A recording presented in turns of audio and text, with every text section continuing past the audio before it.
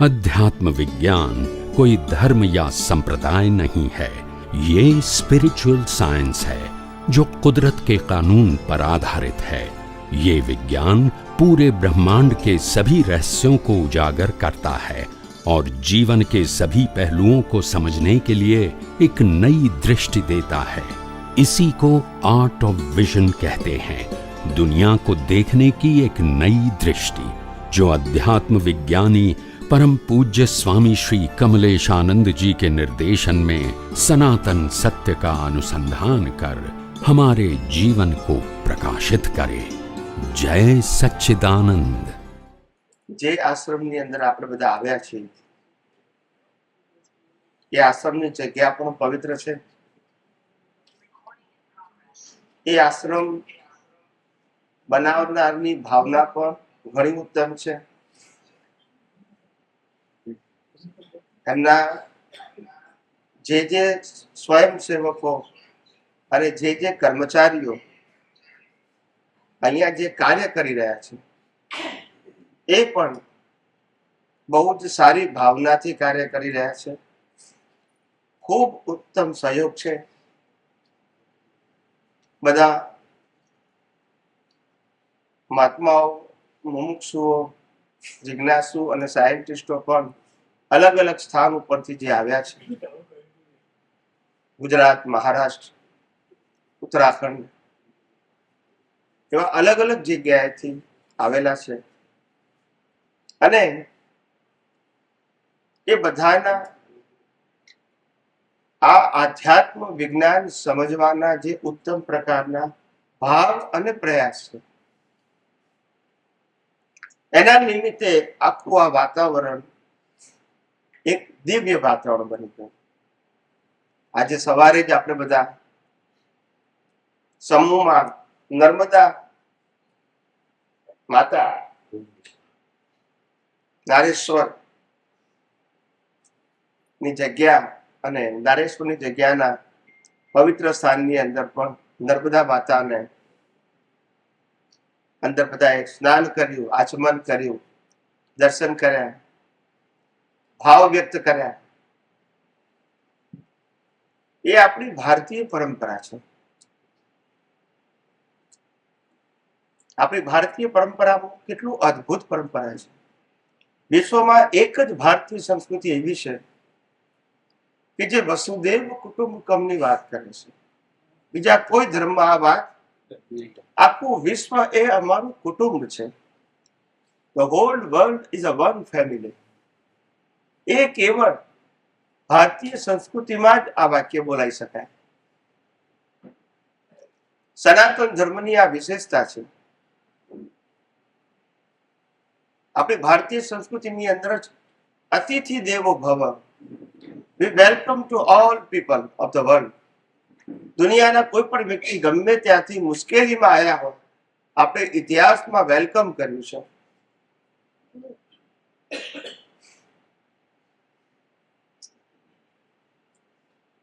અને આપણી ભારતીય સંસ્કૃતિમાં જીવો અને જીવાતો, હું પણ જીવું અને પ્રત્યેક જીવોને જીવવાનો એટલો જ અધિકાર। ભારતીય સંસ્કૃતિમાં ક્યારે કોઈ પણ રાષ્ટ્ર ઉપર ચડાઈ કરવી અને મેળવવું એ આપણી સંસ્કૃતિમાં પણ જે પ્રાપ્ત થયું છે એની પ્રજાની સુખાકારી, શાંતિ, સગવડ, રોજગાર આ બધું કેમ મળે એવું જ રાજા મહારાજાઓ વિચારતા હતા। એ આપણી સંસ્કૃતિ છે। અન્ય રાષ્ટ્ર ઉપર ચડાઈ કરવી, એનો પ્રદેશ સામ દામ દંડ ભેદથી પડાઈ લેવું એ આપણી સંસ્કૃતિ।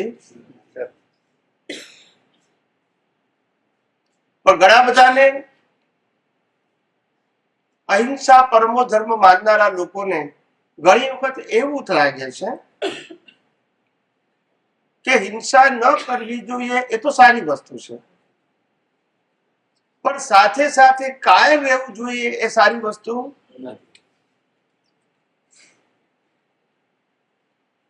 અહિંસાની વ્યાખ્યા એ છે, અહિંસાની વ્યાખ્યા કે તમારું સામર્થ્ય એટલું હોવું જોઈએ કે સામેવાળો વ્યક્તિ હિંસા કરવાનું વિચારે નહીં. તમારા ઉપર હુમલો કરવાનું વિચારે નહીં. એ ખરી અહિંસા છે. સમજાય છે? સામર્થ્ય હોવું, કાયર હોવું એ અહિંસા નથી, એ તો કાયરતા છે. સમર્થ હોવા જોઈએ તમે કે માણસ હિંસા માટેનું વિચારે. એટલે અનાદિકાળથી આપણે જોઈએ ને તો આપણી સંસ્કૃતિ અદ્ભુત છે. હા, આ કળિયુગની અંદર પોલિટિકલ સિચ્યુએશનને કારણે અને વિદેશી સંસ્કારોને કારણે અવશ્ય એમાં ધોવાણ થયું છે, એમાં આપણે ના નથી કહેતા. ને આપણા વર્તમાન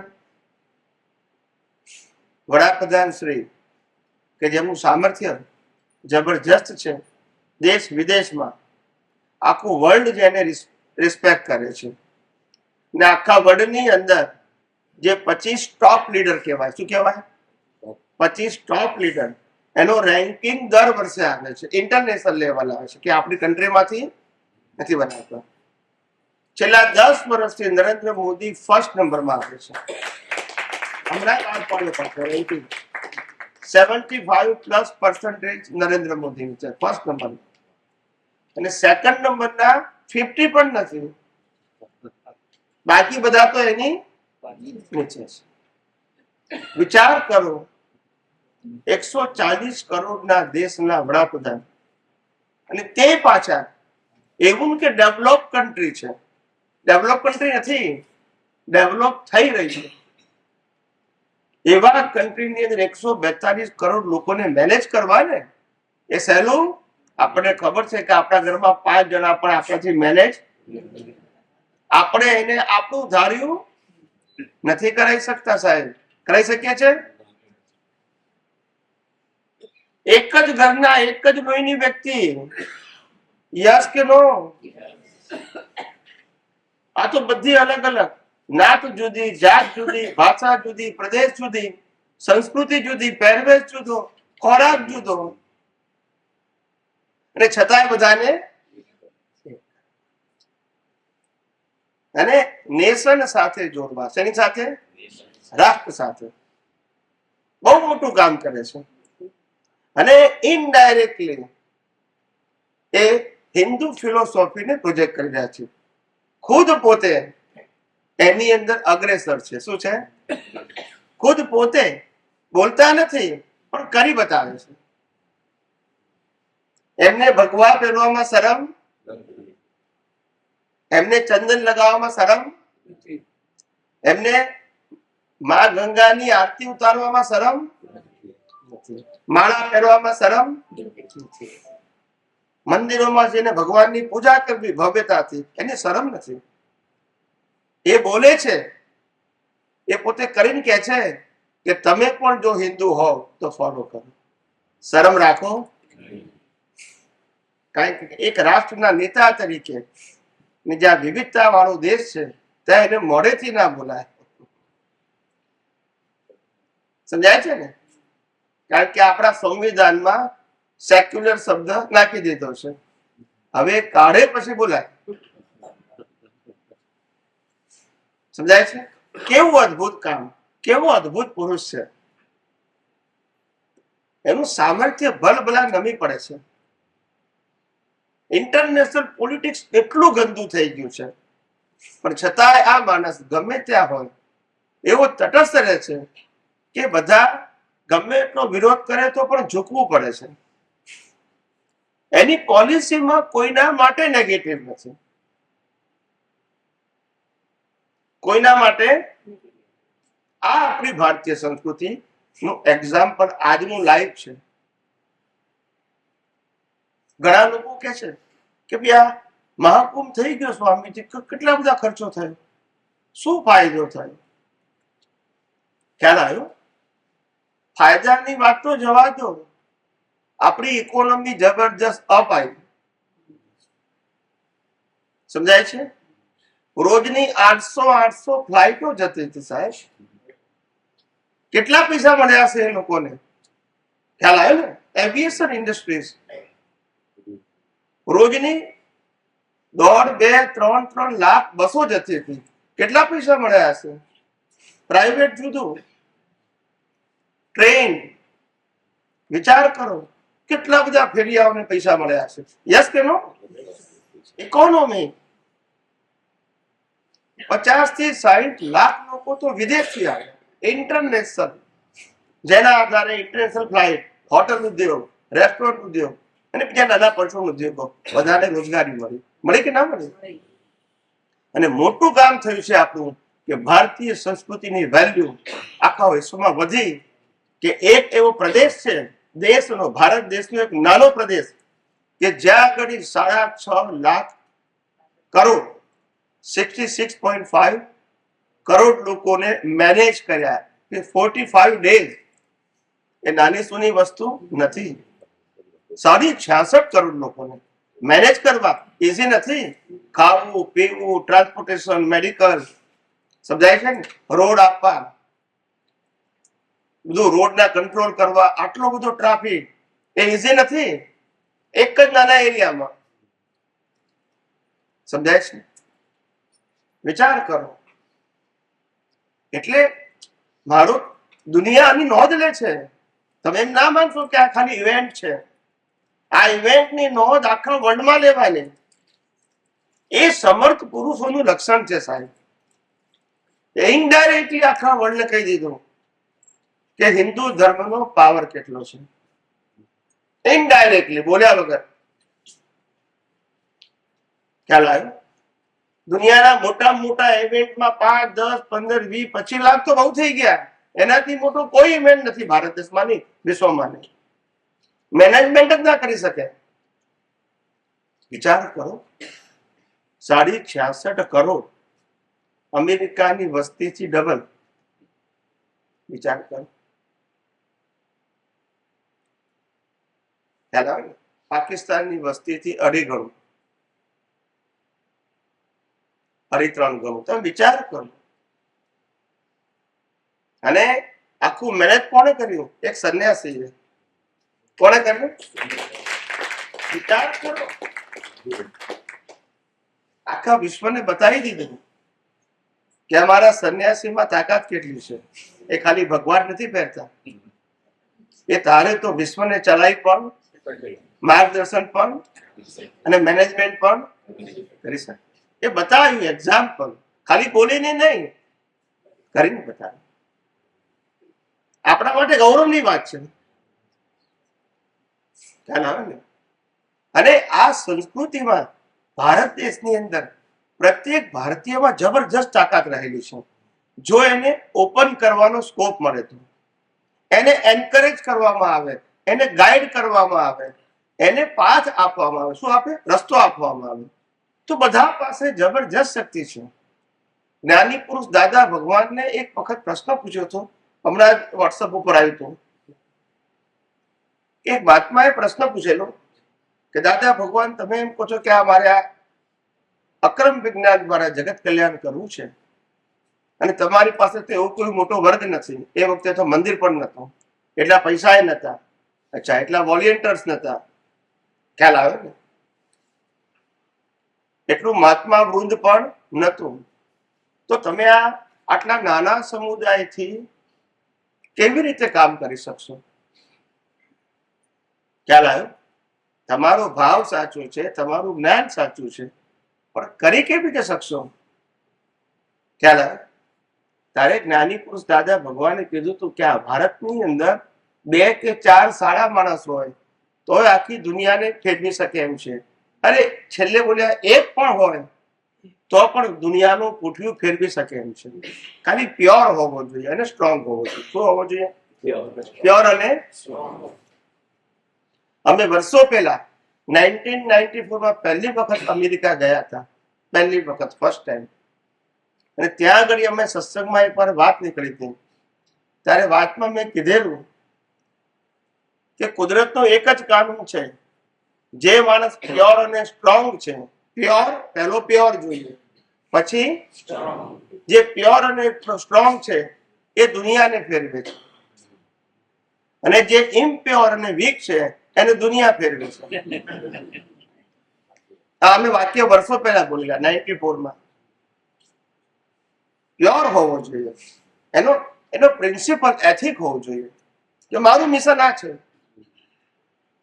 સંજોગો તો મળી આવશે જેને કાર્ય કરવું છે, નિસ્વાર્થ ભાવે. ખ્યાલ આવ્યો ને? ખ્યાલ આવ્યો કે નહીં? આ દેશની અંદર એક ચા વેચવા વાળું પણ પ્રાઇમ મિનિસ્ટર બની શકે છે. એ આ દેશની લોકશાહીને ધન્ય છે. સમજાય છે? બાકી રાજાશાહીમાં પોસિબલ નથી, સરમુખત્યારશાહીમાં પોસિબલ, કારણ કે એમાં તો પાવરફુલ માણસો તો આવી શકે, કાચા પૂચાનું તો કામ જ નહીં. એટલે આ દેશની અંદર વિવિધતામાં એકતા છે, અને એવા દેશની અંદર આપણો જન્મ થયો છે. આપણે બધાય પાવરફુલ છે. જે લોકો આત્માને માને છે અને આત્મા અનંત શક્તિ વાળો, અનંત સુખ, અનંત જ્ઞાન, અનંત દર્શન વાળો છે એવું જે માને છે, આત્મા ચેતન અવિનાશી માને છે, એ બધા પાસે શક્તિ છે, ખાલી ખુલ્લી કરવાની જરૂર છે. શક્તિ આપવાની નથી, છે એને શું કરવાની છે? એટલે બધા સમર્થ જ છે, ખાલી સામર્થ્ય ખુલ્લું થયું નથી. શું છે? અને આધ્યાત્મ વિજ્ઞાન પણ એ જ કે છે, આધ્યાત્મ વિજ્ઞાન પણ એ જ કે છે કે અમે આ દેશની અંદર પથ્થરોના મંદિરની અંદર પથ્થરની મૂર્તિની પ્રતિષ્ઠા માટે નથી આવ્યા. પથ્થરના મંદિરોની અંદર પથ્થરની મૂર્તિની પ્રતિષ્ઠા માટે નથી આવ્યા. ખ્યાલ આવ્યો? પણ હવે આ જીવતા મંદિરોમાં પરમાત્મા પ્રગટ કરવા આવ્યા છે. આપવા નહીં, છે જ. એને શું કરવાના છે? એનો મતલબ એવું નહીં કે પથ્થરના બનેલા મંદિરો અને મૂર્તિ ખોટી છે, એ પ્રશ્ન. કારણ કે એ બનાવનારા તો લાખો ને કરોડો લોકો છે, ભારતમાં અને વિશ્વમાં પણ. યસ કે નો? પણ આ જીવતા મંદિરોમાં પરમાત્મા પ્રગટ કોણ કરશે? જ્યાં છે પેલા સ્થાપિત કરેલા છે. અહીં તો હકીકતમાં છે. શું કીધું? એક દિવસ તો સાચા ભગવાનને ઓળખવા પડશે ને સાહેબ. માનેલા ભગવાનથી દાડા નીકળશે ખરા, વળશે. પુણ્ય બંધાશે. શું બંધાશે? જન્મ મરણ થી છૂટાશે. માટે બંધનથી છૂટવા માટે, તમામ પ્રકારના બંધનથી છૂટવા માટે સાચા પરમાત્માની ઓળખ ખૂબ જરૂરી છે. અને સાચા પરમાત્મા પાસે જે સામર્થ્ય છે, એ સામર્થ્ય આ બ્રહ્માંડમાં કોઈની પાસે નથી. સમજાય છે? કારણ કે પ્રકૃતિની ક્ષમતા હંમેશા લિમિટેડ હોય. શું હોય? ભગવાન શ્રી રામ, ભગવાન શ્રી કૃષ્ણ અથવા ભગવાન શ્રી મહાવીર બધાય સમર્થ કહેવાય, પણ પ્રકૃતિ હોય એટલે મર્યાદા. પણ અંદર રહેલા પરમાત્માને કોઈ મર્યાદા નથી, અનલિમિટેડ પાવર. કેવો? અને શાશ્વત. એના ગુણો પણ, એનું અસ્તિત્વ પણ, એનો સ્વભાવ પણ. વિચાર કરો, એવો પરમાત્મા આપણા બધાની અંદર છે. એને મેળવવાનો નથી, ગુણો સાથે છે. એ ગુણો, સ્વભાવ ક્યારે ખુલ્લો થાય? કે જ્યારે દેહાધ્યાસ ખલાસ થાય તો. શું થાય તો? શ્રીમદ રાજચંદ્રજીએ કહ્યું, છૂટે દેહાધ્યાસ તો નહીં કરતા તું કર્મ, નહીં ભોગતા તું તેહનો, એ જ ધર્મનો,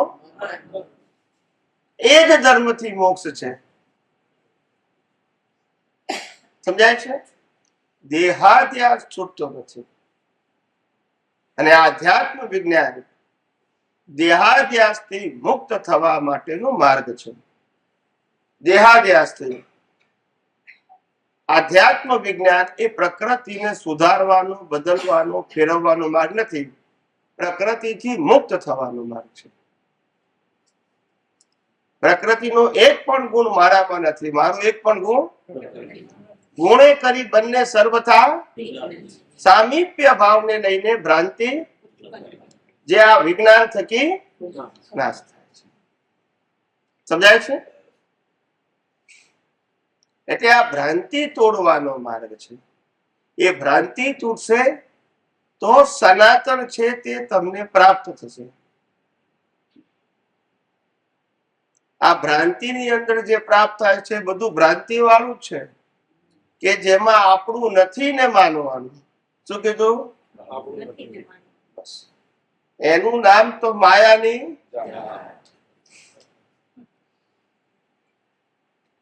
આખી જિંદગી નવડાવો, ધોવડાવો, ખવડાવો, પીવડાવો, હાંચવો, ભણાવો, ઘણાવો, ખ્યાલ આવે ને, છેલ્લે વાળી નાખવાનું.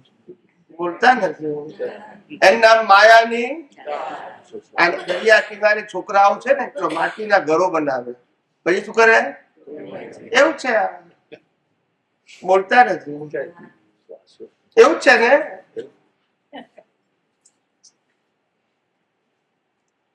વિચાર કરો, કઈ આપણે વિચાર કરો કે આપણે કેટલું અદ્ભુત આપણને આ ભારત વર્ષની ભૂમિ મળી છે. અને આ ભૂમિની અંદર જે મહાપુરુષો થઈ ગયા, એ મહાપુરુષોના જીવન, એમના આદર્શ,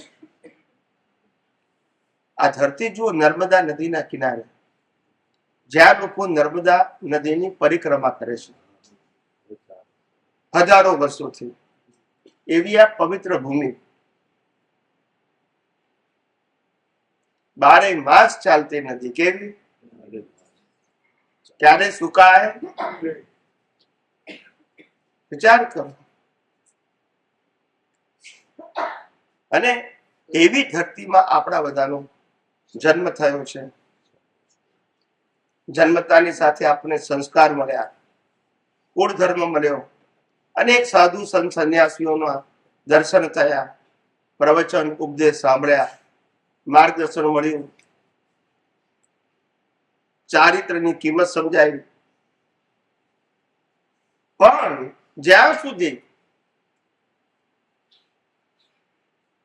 અંદરના ચારિત્રની કિંમત ના સમજાય ત્યાં સુધી બહારનું ચારિત્ર એ પ્રશંસાને પાત્ર છે, પુણ્યને પાત્ર છે, પણ મુક્તિને પાત્ર અંદરનું ચારિત્ર છે. સમજાય છે? અંદર તમારી દશા વૈરાગ્યમય હોવી, બહાર બધું ત્યાગ કરવાથી ત્યાગી જરૂર કહેવાય, પણ વૈરાગી ત્યાગે સો આજે ત્યાગ કરો છો એ આગળ મળશે, પણ વૈરાગ્યથી મોક્ષ છે, ત્યાગથી સંસાર છે, સારો સંસાર છે, પણ ત્યાગથી મુક્તિ નથી. કારણ કે ત્યાગ હંમેશા અહંકાર સાથે હોય. શું હોય? મેં ત્યાગ્યો. બોલતા નથી. અને આ કળિયુગની અંદરના ત્યાગ તો એવા હોય કે ત્યાગનો તો અહંકાર હોય, પણ એ ત્યાગીનો જે સંસાર હોય એ સામાન્ય વ્યક્તિઓ કરતા પણ ભવ્ય અને ભપકા વાળો હોય. બોલતા નથી. સામાન્ય માણસ બચારો પોતાની આખી જિંદગીમાં મહેનત કરી ઘર પરિવાર ચલાવે, છોકરા છોકરીઓને પરણાવે, અને પછી જે પૈસા વધ્યા હોય એમાંથી પોતાનું મકાન લે. કારણ કે રોકડેથી મકાન લેવાનું એટલા પૈસા બધા પાસે હોય, હવે લોન થી મળે છે, પહેલા ક્યાં મળતું હતું? તે આખી જિંદગીમાં મહેનત કરીને બધો વ્યવહાર પૂરો કર્યા પછી જે કઈ પૈસા બચ્યા હોય એમાંથી પોતાના નામે કઈક મકાન લે. ત્યારે આપણે એને કહીએ તમે લોકો તો સંસારી છો, અને લોકોના પૈસાથી ભવ્ય મહેલ બનાવે તો કે ત્યાગી. બોલતા નથી. મહેનતથી મકાન બનાવે છે કે સંસારી, લોકોના પૈસાથી મહેલ બનાવે છે કે ત્યાગી. બોલતા નથી. યસ કે નો? સમજાય છે? ઘરમાં 4 માણસથી કંટાળે. ખ્યાલ આવ્યો? એક તો પોતાના 2 મા બાપ હોય, હસબન્ડ વાઈફ હોય, અને 2 છોકરા હોય. આ 6 જણથી કંટાળે, કારણ કે આવકનું સાધન ઓછું હતું. એટલે કે છે આપણે હવે સાધુ થઈ જાવ. આ મગજમારી જ નહીં. રોજ થાય ને દર મહિને પૈસાની તૂટ આવે, શું થાય? આછું બોલો. એ કંટાળ્યો, કેટલી વખત માગવા. તે સાધુ થઈ ગયો. શું થઈ ગયો? અહીંયા આગળ ઘરના 5 માણસો હતા, એ માનતા નતા. પોતાના એક જ લોહી. બોલતા નથી. હા કે નહીં? પોતાના માનતા નતા. ત્યાગી થયા પછી 5000 વળગાડ્યા. પારકા કે છે અમે ત્યાગી છીએ. આ સંસાર મોટો કે આ? બોલતા નથી. બોલો ને. પોતાના માનતા નથી ને પારકા માનશે. હવે આમાં દશા પ્રાપ્ત થાય કે બે? વિચાર તો કરો. માણસ બચારો જિંદગીમાં ભર યુવાનીમાં લગ્ન કરે ત્યારે એક જ વખત વરઘોડો કાઢે, પછી ખો ભૂલી જાય. કેવો ફેરથી કાઢવા જેવો. સમજાય છે કે નહીં? અને આ લોકો વર્ષના 12 વરઘોડા કાઢે તોય થાકે નહીં, કારણ કે ત્યાગી છે ને. જો બોલતા નથી. વિચાર કરો, ભારત વર્ષની સંસ્કૃતિ કેવી હતી? Simple living and high thinking. સાધુની પર્સનાલિટી એવી હોય. સાદગી એ પર્સનાલિટી હતી. વૈભવ એ પર્સનાલિટી. આ રામકૃષ્ણ મહાવીર જંગલોમાં રહ્યા તો વૈભવમાં રહ્યા હતા? એ પર્સનાલિટી હતી? વિચાર કરો. કેરેક્ટર. પણ આ બધું ધીમે ધીમે ભૂસાતું ગયું. આ કાળ જ એવો આવ્યો. મેં કીધું ને, વૈરાગ્ય સમજી જ ના શક્યા. આજે હું ત્યાગ અને વૈરાગ્યની વાત કરું છું. વૈરાગ્ય કોને કહેવાય? વૈરાગ્યનો મતલબ થાય જેને આ સંસારના સત્તા, સંપત્તિ, સંબંધ અને સાધનો અને આ શરીર પણ જેને એની કિંમત 0 સમજાય ને, એને હું વૈરાગ્ય કહું છું. વૈરાગ્યથી મોક્ષ છે, ત્યાગથી મોક્ષ. જ્યારે મને આ બધું 0 લાગે તો પછી રાગ દ્વેષ કરવાનું કોઈ કારણ, તો પછી મેળવવાનું ગુમાવવાનું આવતું વેલ્યુ 0 છે. કારણ કે મારે આત્માની અનુભૂતિ કરવી છે, આ સંસારની અનુભૂતિ. વૈરાગ્યથી મોક્ષ છે અને ત્યાગથી સંસાર છે. કેવા પવિત્ર લોકો આ ભારત વર્ષની ભૂમિમાં જન્મેલા છે. પવિત્ર લોકો કે જેનું જીવન આપણે જોઈએ તો આપણને એમ લાગે, ખાલી જોવાથી જ આપણું હૃદય પરિવર્તન થઈ જાય. એમનું કેરેક્ટર પણ કયું કેરેક્ટર? સાદગીનું, ભવ્યતાનું નહીં.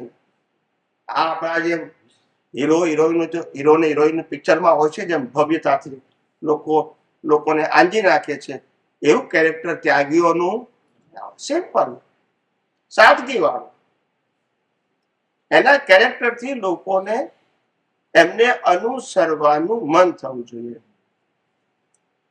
આ વૈભવ વાળા જીવનને કારણે લોકોને વૈરાગ્ય તો આવે છે, પણ મોહ ગર્ભિત વૈરાગ્ય છે. કેવો છે? કે સંસારમાં દુઃખ છે, એને કરતા ત્યાં માન સન્માન મળશે, ખાવા પીવા મળશે, માટે આપણે દીક્ષા લઈ લો, સંન્યાસ લઈ લો. મોહ ગર્ભિત વૈરાગ્ય. કેટલાકને દુઃખ ગર્ભિત વૈરાગ્ય છે કે આ સંસાર આપણાથી જીરવાતો, પોસાતો, માટે આપણે ત્યાં જાવ. સંન્યાસ લઈ લો, સાધુ થઈ જાય. પણ સાચો વૈરાગ્ય એને કહેવાય જ્ઞાન ગર્ભિત વૈરાગ્ય. મોહ ગર્ભિત પણ નહીં, દુઃખ ગર્ભિત પણ નહીં, જ્ઞાન ગર્ભિત. કેવળ આત્માની અનુભૂતિ માટે હું વૈરાગ્ય લઉં છું. આત્માની અનુભૂતિ માટે. આ સંસારમાં માન, સન્માન, પ્રતિષ્ઠા, પૈસા, સગવડો, ફેસિલિટી, સાધનો પ્રાપ્ત થાય એટલા માટે નહીં. સમજાય છે? એ સાચો વૈરાગ્ય છે. એવો વૈરાગ્ય વાળા માણસો જ્યાં હોય ત્યાં એ હૃદયથી વંદનને પાત્ર છે. ખ્યાલ આવે ને? કારણ કે હંમેશા ગુરુ કોને કહેવાય? સાચા ગુરુ, જ્ઞાની ગુરુ કોને કહેવાય? જેને જોવાથી શીશ ઝૂકી જાય. શું થઈ જાય? આપણે ફોર્માલિટી કરવી પડે. એમનું ચારિત્ર જેવું હોય કે આપણું શીશ અને ઝૂકે છે એટલા માટે કારણ કે એમના જેવી પવિત્રતા અને એમના જેવું કેરેક્ટર આપણી પાસે નથી પણ પ્રાપ્ત થાય એટલા માટે. એમને માનની જરૂર છે એટલા માટે સમજવા જેવું છે.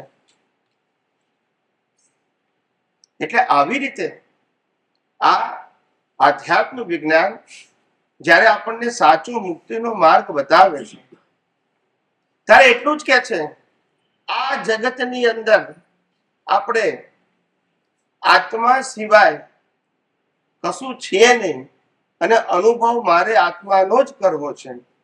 પરંતુ આત્માનો અનુભવ કરવા માટે શરીર અને શરીર સાથે સંકળાયેલી શરીરની મન વચન કાયની અવસ્થાઓ અને સત્તા, સંપત્તિ, સંબંધ, સાધન અને 5 જ્ઞાનેન્દ્રિયોથી અનુભવાતી સમગ્ર સૃષ્ટિમાં જ્યાં સુધી આપણી દ્રષ્ટિમાં વેલ્યુ છે ત્યાં સુધી ભટકવાનું છે. વેલ્યુ છે ત્યાં સુધી. વેલ્યુ 0 જોવું જોઈએ. કેમ 0? આપણી દ્રષ્ટિમાં 0 કેમ હોવું જોઈએ? કારણ કે આ જગતમાં મન વચન કાયા તેની અવસ્થા, સત્તા, સંપત્તિ, સંબંધ અને સાધન એ બધું કુદરતનું હતું, કુદરતનું છે અને કુદરતની પાસે આપણે માનીએ કે આ સનાતન સત્ય છે અને માટે આપણા માટે એની વેલ્યુ 0 છે. કુદરત આપણને જન્મથી મોત સુધી બધી વસ્તુ આપે છે. સત્તા, સંપત્તિ, સંબંધ, સાધનો બધું આપે છે પણ શેના માટે? ભોગવવા માટે, માલિકી કરવા ને આપણે શું કરીએ છીએ?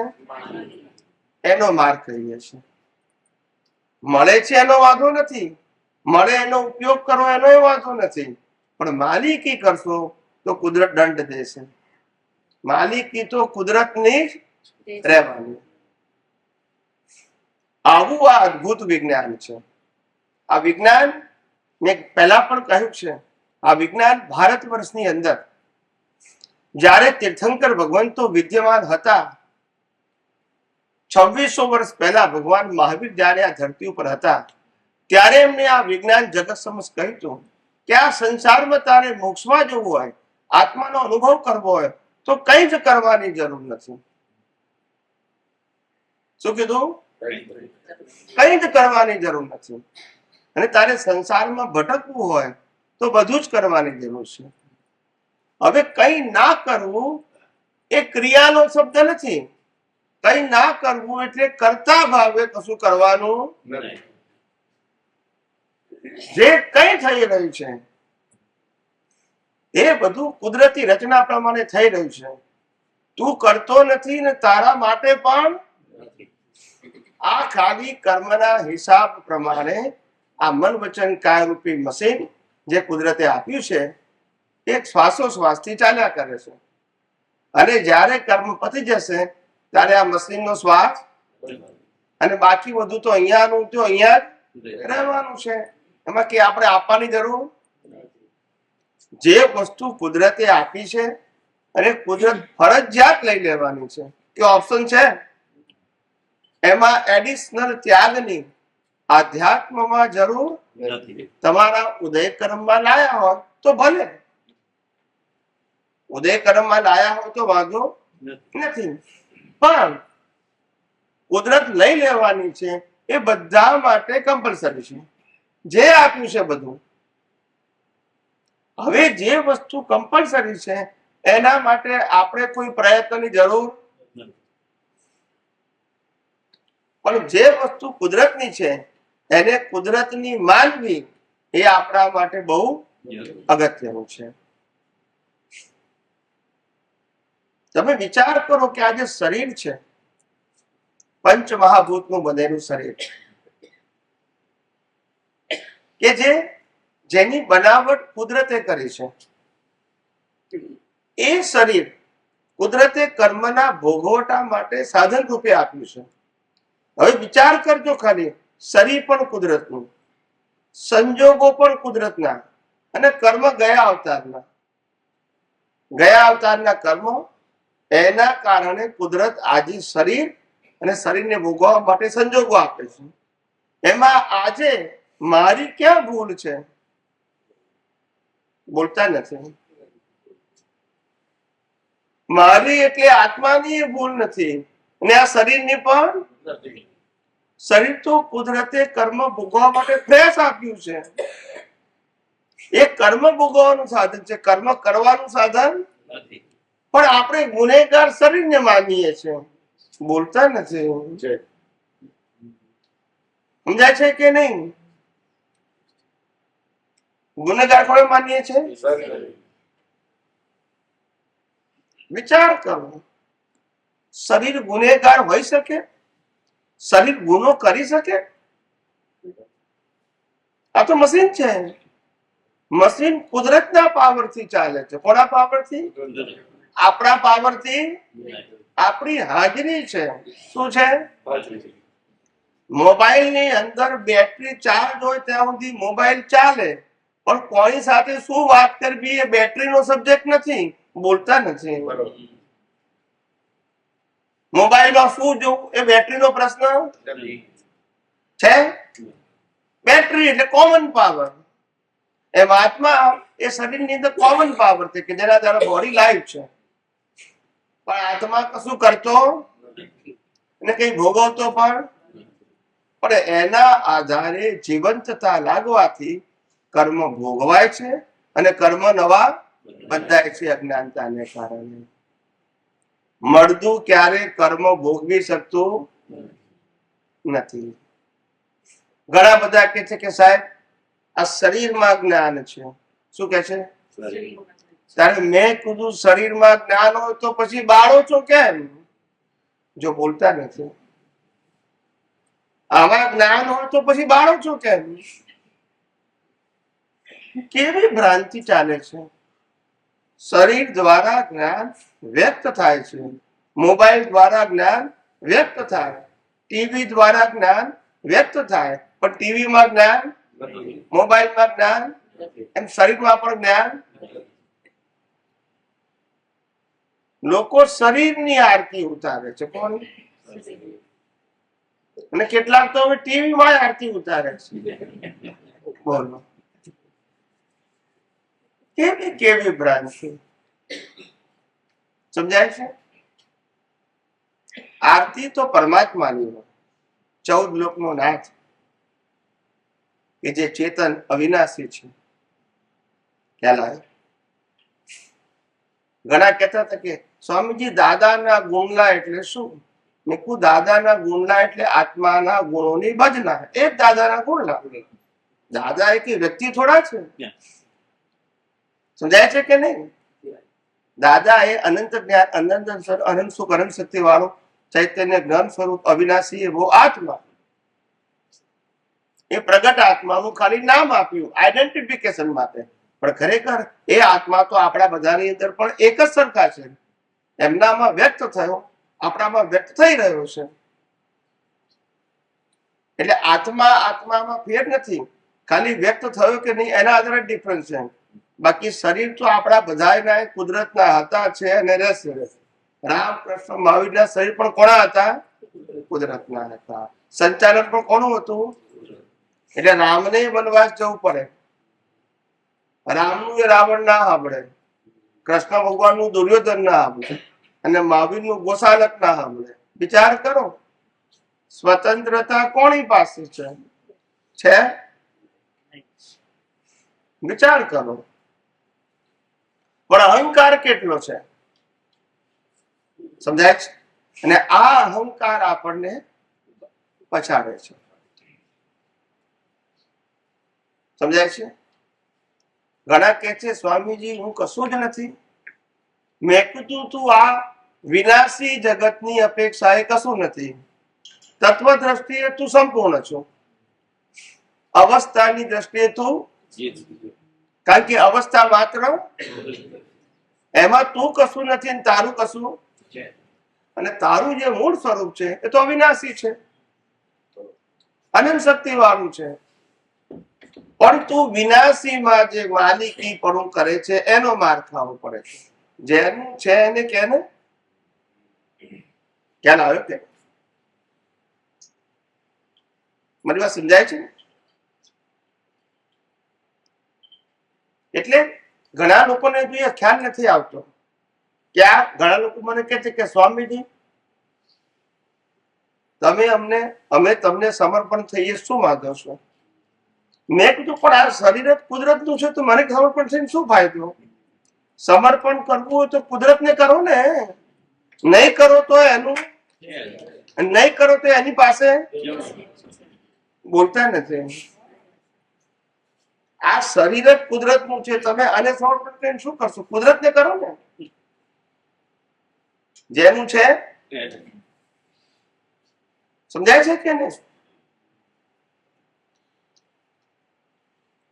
જ્ઞાની પુરુષો પાસે તો વિનય વિવેક હોવો જોઈએ, વિનય વિવેક અને લઘુતા હોવી જોઈએ, જેનાથી એમની પાસેથી આપણે આ જ્ઞાન ગ્રહણ કરી શકીએ, ગુરુતાથી ના થાય. સમજાય છે? તમને ઇતિહાસમાં ખબર છે કે જ્ઞાની બાળક છે, બહુ મોટો જ્ઞાની, રાજાના રાજમહેલમાં આવે છે. રાજા એના જ્ઞાનથી પ્રભાવિત થઈ જાય છે અને રાજા કહે છે કે મારે પણ આ જ્ઞાન જોઈએ છે. શું કહે છે? તો કે જ્ઞાન તો હું આપવા તમને તૈયાર છું, પણ એક જ કન્ડિશન, હું સિંહાસન ઉપર બેસું અને તમે નીચે બેસો તો જ જ્ઞાન મળે. ખ્યાલ આવે? જ્ઞાન ઉપરથી નીચે આવે, નીચેથી ઉપર. સમજાય છે? તે રાજાને પણ નીચે જ્ઞાન ગ્રહણ કરવાનું, એટલે એનો મતલબ વિનય માર્ગ છે. વિનય માર્ગ કો લઘુત્તમ પણ એ કહેવા માંગે છે. ઉપર નીચેનો પ્રશ્ન નથી, પણ એના દ્વારા તમને ઉલ્લેખ કર્યો કે તમે એટલા લઘુ થાવ કે હું તમારી પાસેથી કંઈક મેળવવા આવ્યો છું, પ્રાપ્ત કરવા આવ્યો છું, સમજવા આવ્યો છું. એ વિનય માર્ગ છે. સમજાય છે કહેવાનો મતલબ? બાકી વિનાશી ક્યારે અવિનાશી થવાનું અને અવિનાશી ક્યારે વિનાશી, બંને પોતપોતાના સ્વભાવથી કેવા છે? સમજાય છે બધાને? સમજાય છે? સવારે પ્રશ્નનું સમાધાન તો થઈ ગયું હતું, પણ આ તો રેકોર્ડિંગમાં આવે અને ક્લેરિફિકેશન થઈ જાય એટલા માટે ફરી વખત પૂછી લઉં. યસ. કે પુરુષાર્થમાં એક ક્વેશ્ચન હતો મારા બેઝિકમાં જ્યારે ચર્ચા થઈ હતી ત્યારે, કે પુરુષાર્થ છે એ કરવો પડે કે ઓટોમેટિક થઈ જાય? ઓટોમેટિક એટલે કે જે આપણે અત્યારે વિજ્ઞાન સમજવાનો પ્રયત્ન કરીએ છીએ તો જેટલું આપણે સમજમાં પાકું થયું છે અથવા જેટલું દ્રષ્ટિથી આપણે વિઝનમાં સમજાણું છે, તો એનો પ્રયોગ ઓટોમેટિક થશે કે એનો દ્રષ્ટિથી એનો વિઝનમાં આપણે પ્રયોગ કરવો પડશે? કહો. પહેલી વસ્તુ એ કે જેટલું તમારી દ્રષ્ટિમાં પાકું થઈ ગયું છે એ ઓટોમેટિક ઉપયોગ થશે, અને જે પાકું થયું નથી એના માટે તમારે પુરુષાર્થ રૂપી પ્રયત્ન કરવો પડશે. પણ આપણો આધ્યાત્મ વિજ્ઞાનમાં પુરુષાર્થ શબ્દને ક્રિયા સાથે કોઈ લેવા દેવા નથી. દ્રષ્ટિ સાથે લેવા દેવા છે. જ્ઞાન અને દર્શનનો ઉપયોગ એને આપણે પુરુષાર્થ કહીએ છીએ. શું કહીએ છીએ? પુરુષાર્થ. મન વચન કાયાની ક્રિયાને આધ્યાત્મ વિજ્ઞાનમાં પુરુષાર્થ કહેવાતો, કારણ કે મન વચન કાયાની અવસ્થા માત્ર એટલે કુદરતી રચનામાં આપણો કોઈ પુરુષાર્થ નથી. પણ આધ્યાત્મ વિજ્ઞાનમાં શુદ્ધાત્મા પદની અનુભૂતિ કરવા માટે શુદ્ધાત્મા સિવાયના મન વચન કાયા, તેની અવસ્થા અને 5 જ્ઞાનેન્દ્રિયોથી અનુભવાતી સમગ્ર સૃષ્ટિને, બધી જ અવસ્થાઓને કુદરતી રચના જોવા પ્રયત્ન કરવો, એનું નામ સમ્યક દર્શન. શું કીધું? એ સમ્યક દર્શન થી કેવળ દર્શન સુધી પહોંચવાનું છે. સમ્યક દર્શન થી સમ્યક દર્શન એટલે કે ધીમે ધીમે બધી અવસ્થાઓને કુદરતી રચના જોવા પ્રયત્ન કરવો. ફિઝિકલ ક્રિયા, વાણી, મન, બુદ્ધિ, ચિત્ત, અહંકાર બધાને ધીમે ધીમે કુદરતી રચના જોવા પ્રયત્ન કરવો, એ તમારું સમ્યક દર્શન અનુભવ રૂપે ધીમે ધીમે મેચ્યોર થતું જશે, જેને આધ્યાત્મ ભાષામાં સ્પિરિચ્યુઅલ ડેવલપમેન્ટ કહેવામાં આવે. એ વધતા કેવળ દર્શન સુધી જવાનું છે. કેવળ દર્શન એટલે દુનિયાની બધી જ અવસ્થા, મન વચન કાયાની બધી જ અવસ્થા આપણને 100% કુદરતી રચના દેખાય, એનું નામ કેવળ દર્શન. પણ એ ક્યારે થાય કે આ રીતે એક્ઝામ પાસ કરતા જાઓ ત્યારે. આમાં કઈ રીતે પુરુષાર્થ છે એનું તમને લેવલ સમજાવું, સમજવા માટે. આપણે આજે 5મા ધોરણમાં ભણીએ છીએ. હવે 5મા ધોરણમાં એડમિટ થયા પછી આપણે 5મા ધોરણના ટીચર આપણને ભણાવે છે, પુસ્તક આપણે વાંચીએ છીએ અને આખું વર્ષ ભણ્યા પછી એની એક્ઝામ આપીએ છીએ. એક્ઝામ આપ્યા પછી આપણે પાસ થઈ ગયા. શું થઈ ગયા? એટલે એ ધોરણનું આપણું શું થયું? જ્ઞાન, પુરુષાર્થનું જ્ઞાન પતી ગયું. હવે ક્યાં જવાનું? હવે આપણે 1 થી 5 ને ભણવાની જરૂર નથી. હવે 6માં જવાનું. હવે 6નું સમજવું, ઉપયોગ કરવો, અનુભવ કરવો અને પાસ થવું. તો પાછા ક્યાં જઈશું? આવી રીતે મેચ્યોર થવાનું છે. એટલે જે મેચ્યોરિટી આવી ગઈ એની એક્ઝામ ફેરતી, પણ જે મેચ્યોરિટી મેળવવા પ્રયત્ન કરી રહ્યા છે ત્યાં તો આપણે પુરુષાર્થ, પણ 1 થી 5 નો પુરુષાર્થ થઈ જશે. હવે સમજી ગયા? થઈ જશે મીન્સ તમે એમાં પાસ થઈ ગયા છો. શું થઈ ગયા?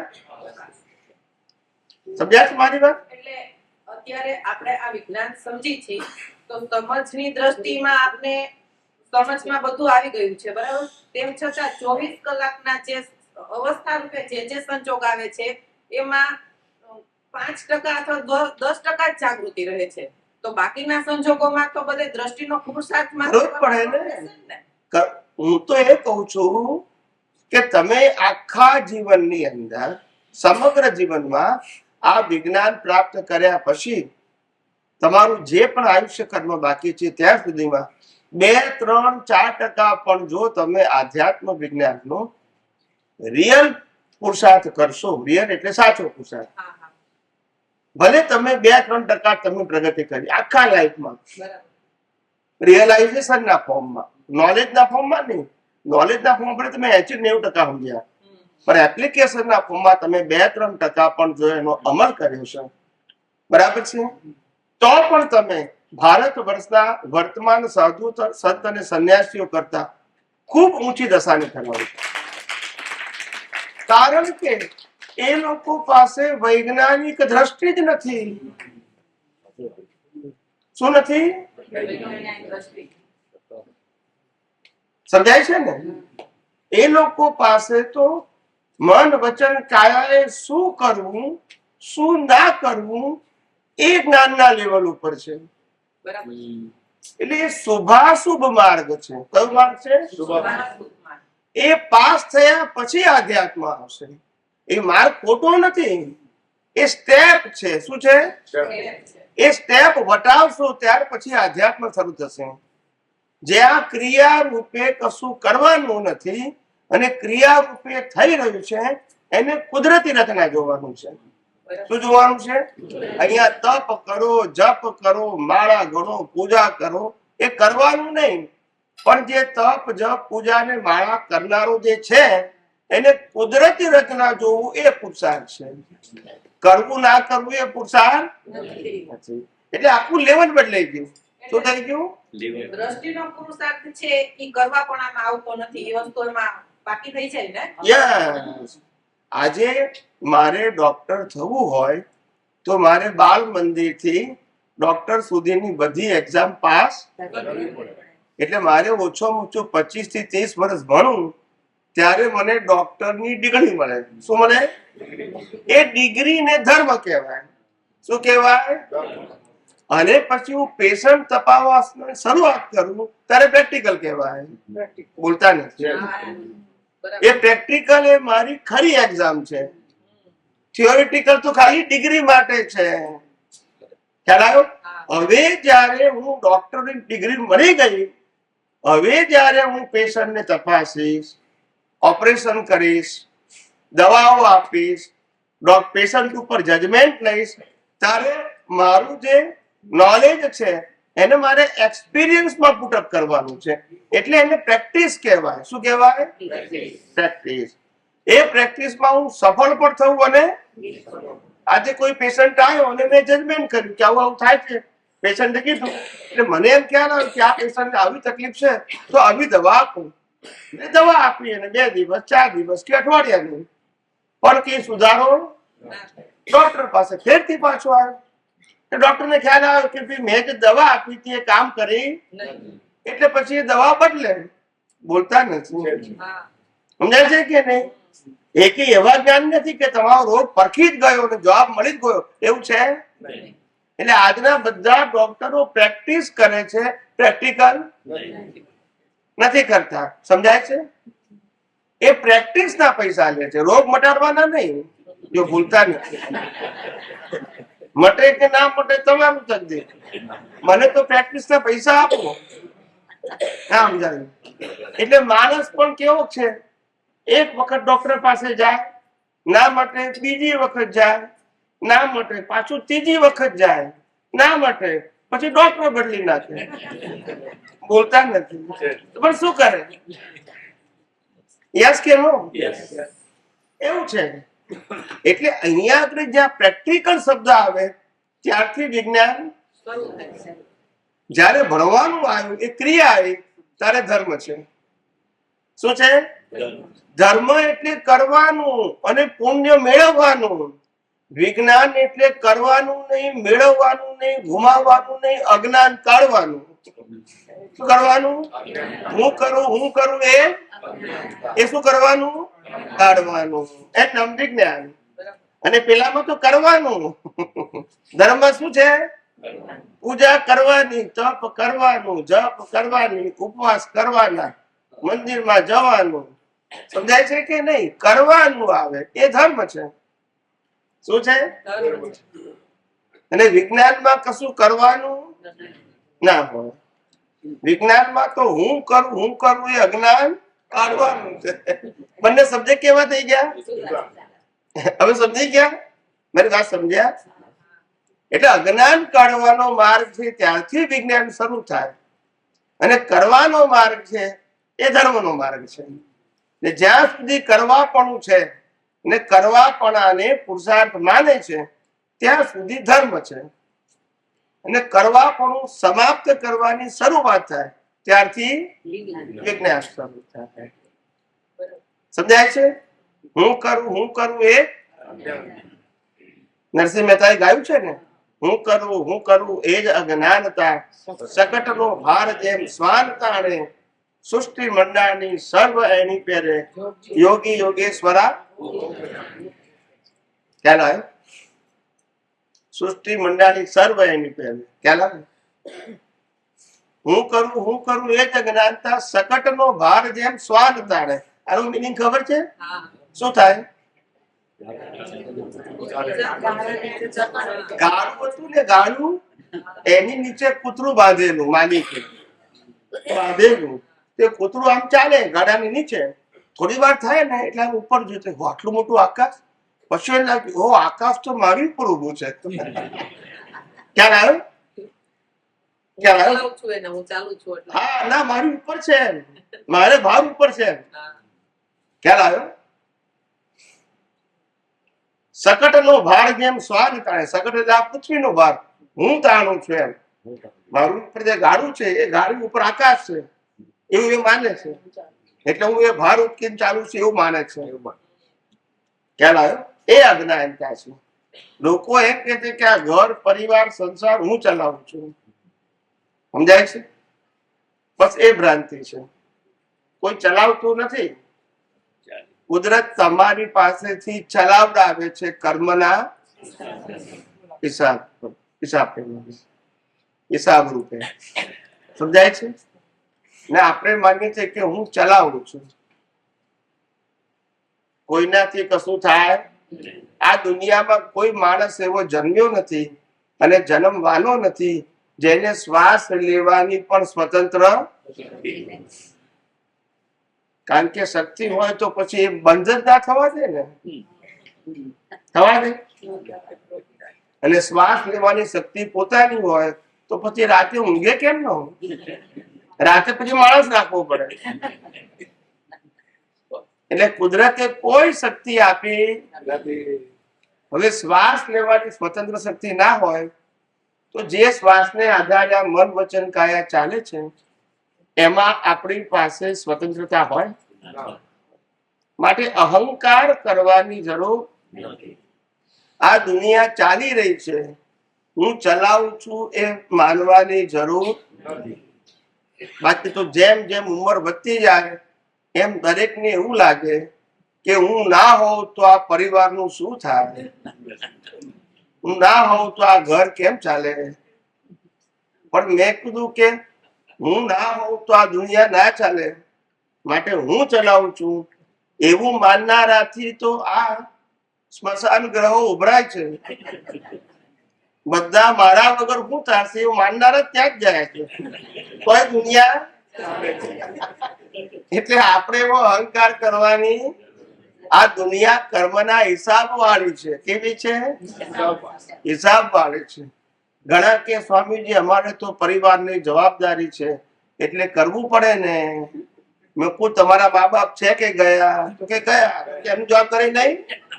તો બોલતા નથી. જવાબદારી નથી, હિસાબ છે. શું છે? જવાબદારી હોય તો જાય જ નહીં ને. સમજાય છે? જવાબદારી નથી, હિસાબ છે. હિસાબ એટલે ભોગવે છૂટવું. આ દુનિયામાં જવાબદાર કુદરત છે, માણસ જવાબદાર નથી. માણસ કર્મ ભોગવે છે, એની જવાબદારી કશી નથી. અને આ કુદરતે આપેલું ઇન્ડિપેન્ડન્ટ ઇન્સ્ટ્રુમેન્ટ છે. કેવું છે? એની કોઈ જવાબદારી નથી. આના દ્વારા તમે કર્મ ભોગવો છો, આની કોઈ જવાબદારી નથી. સમજાય છે? જવાબદારી હોય તો પછી કોઈ મરીને જાય પછી? પણ હિસાબ છે. શું છે? લોકોની સમજણ કેવી છે કે મારા આધારે આ સંજોગ બન્યો, પેલાએ મને સુખ આપ્યું, દુઃખ આપ્યું, હેરાન કર્યો, પરેશાન કર્યો, આવું માને છે. જ્યારે કુદરતનો કાનૂન શું કે છે? હિસાબને આધારે વ્યક્તિ છે, વ્યક્તિને આધારે હિસાબ. ચોર કાપનારા છે માટે તારું ખિસ્સું ના કપાયું, તારો હિસાબ હતો એટલે કપાયું. ચોર તો 50 વર્ષથી જન્મેલો છે, પણ આજે તને લોટરી લાગી, નહીતર ભેગો જ ના થાય. એની પણ સ્વતંત્રતા નથી અને આપણી પણ નથી સ્વતંત્રતા. ખ્યાલ આવ્યો?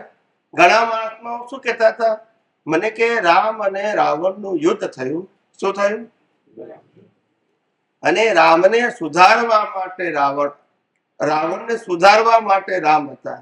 મેં કહું સુધારવા નહીં, બેનો હિસાબ પૂરા કરવા માટે આવ્યા. એકબીજાને સુધારી શકે? ત્યારે એક મહાત્માએ એવો પ્રશ્ન પૂછ્યો મને કે છે રામ અને કૃષ્ણ બંને મહાપુરુષ છે, બરાબર છે, પણ કૃષ્ણ ભગવાનની પ્રશંસા વધારે કેમ થાય છે? બોલે હરે રામ હરે કૃષ્ણ, પણ માને કોને? કૃષ્ણને. આવું કેમ કે છે? બધા પોલિટિશિયનો પણ ગીતાની વાત કરે, ખ્યાલ આવે ને? આવું કેમ છે બધાને? તો મેં કીધું તમને શું લાગે છે આ બેમાં ફેર? તો કે અમને તો કઈ ખબર પડતી નથી કે કેમ લોકો કૃષ્ણ ભગવાનને વધારે માને છે. આમ તો રામ મોક્ષે ગયા, હજુ કૃષ્ણ ભગવાન તો જવાના છે, તો આવું કેમ? તો મેં કીધું સમાજની અંદર જે લોકો સમાજ માટે કામ કરે એની મહત્તા આવે. રામે રાવણ સાથે યુદ્ધ કર્યું એ ફેમિલી પ્રોબ્લેમ હતો, બોલતા નથી. એની વાઈફ માટે લડ્યા, સમાજ માટે નહીં, જો બોલતા નથી. અને મહાભારત તો એ ધર્મ અને સંસ્કૃતિ માટે. કૃષ્ણ ભગવાનને કી રાજ જોઈતું ખ્યાલ આવ્યો? એટલે જે ધર્મ અને સંસ્કૃતિ માટે લડ્યા છે માટે એની મહત્તા છે.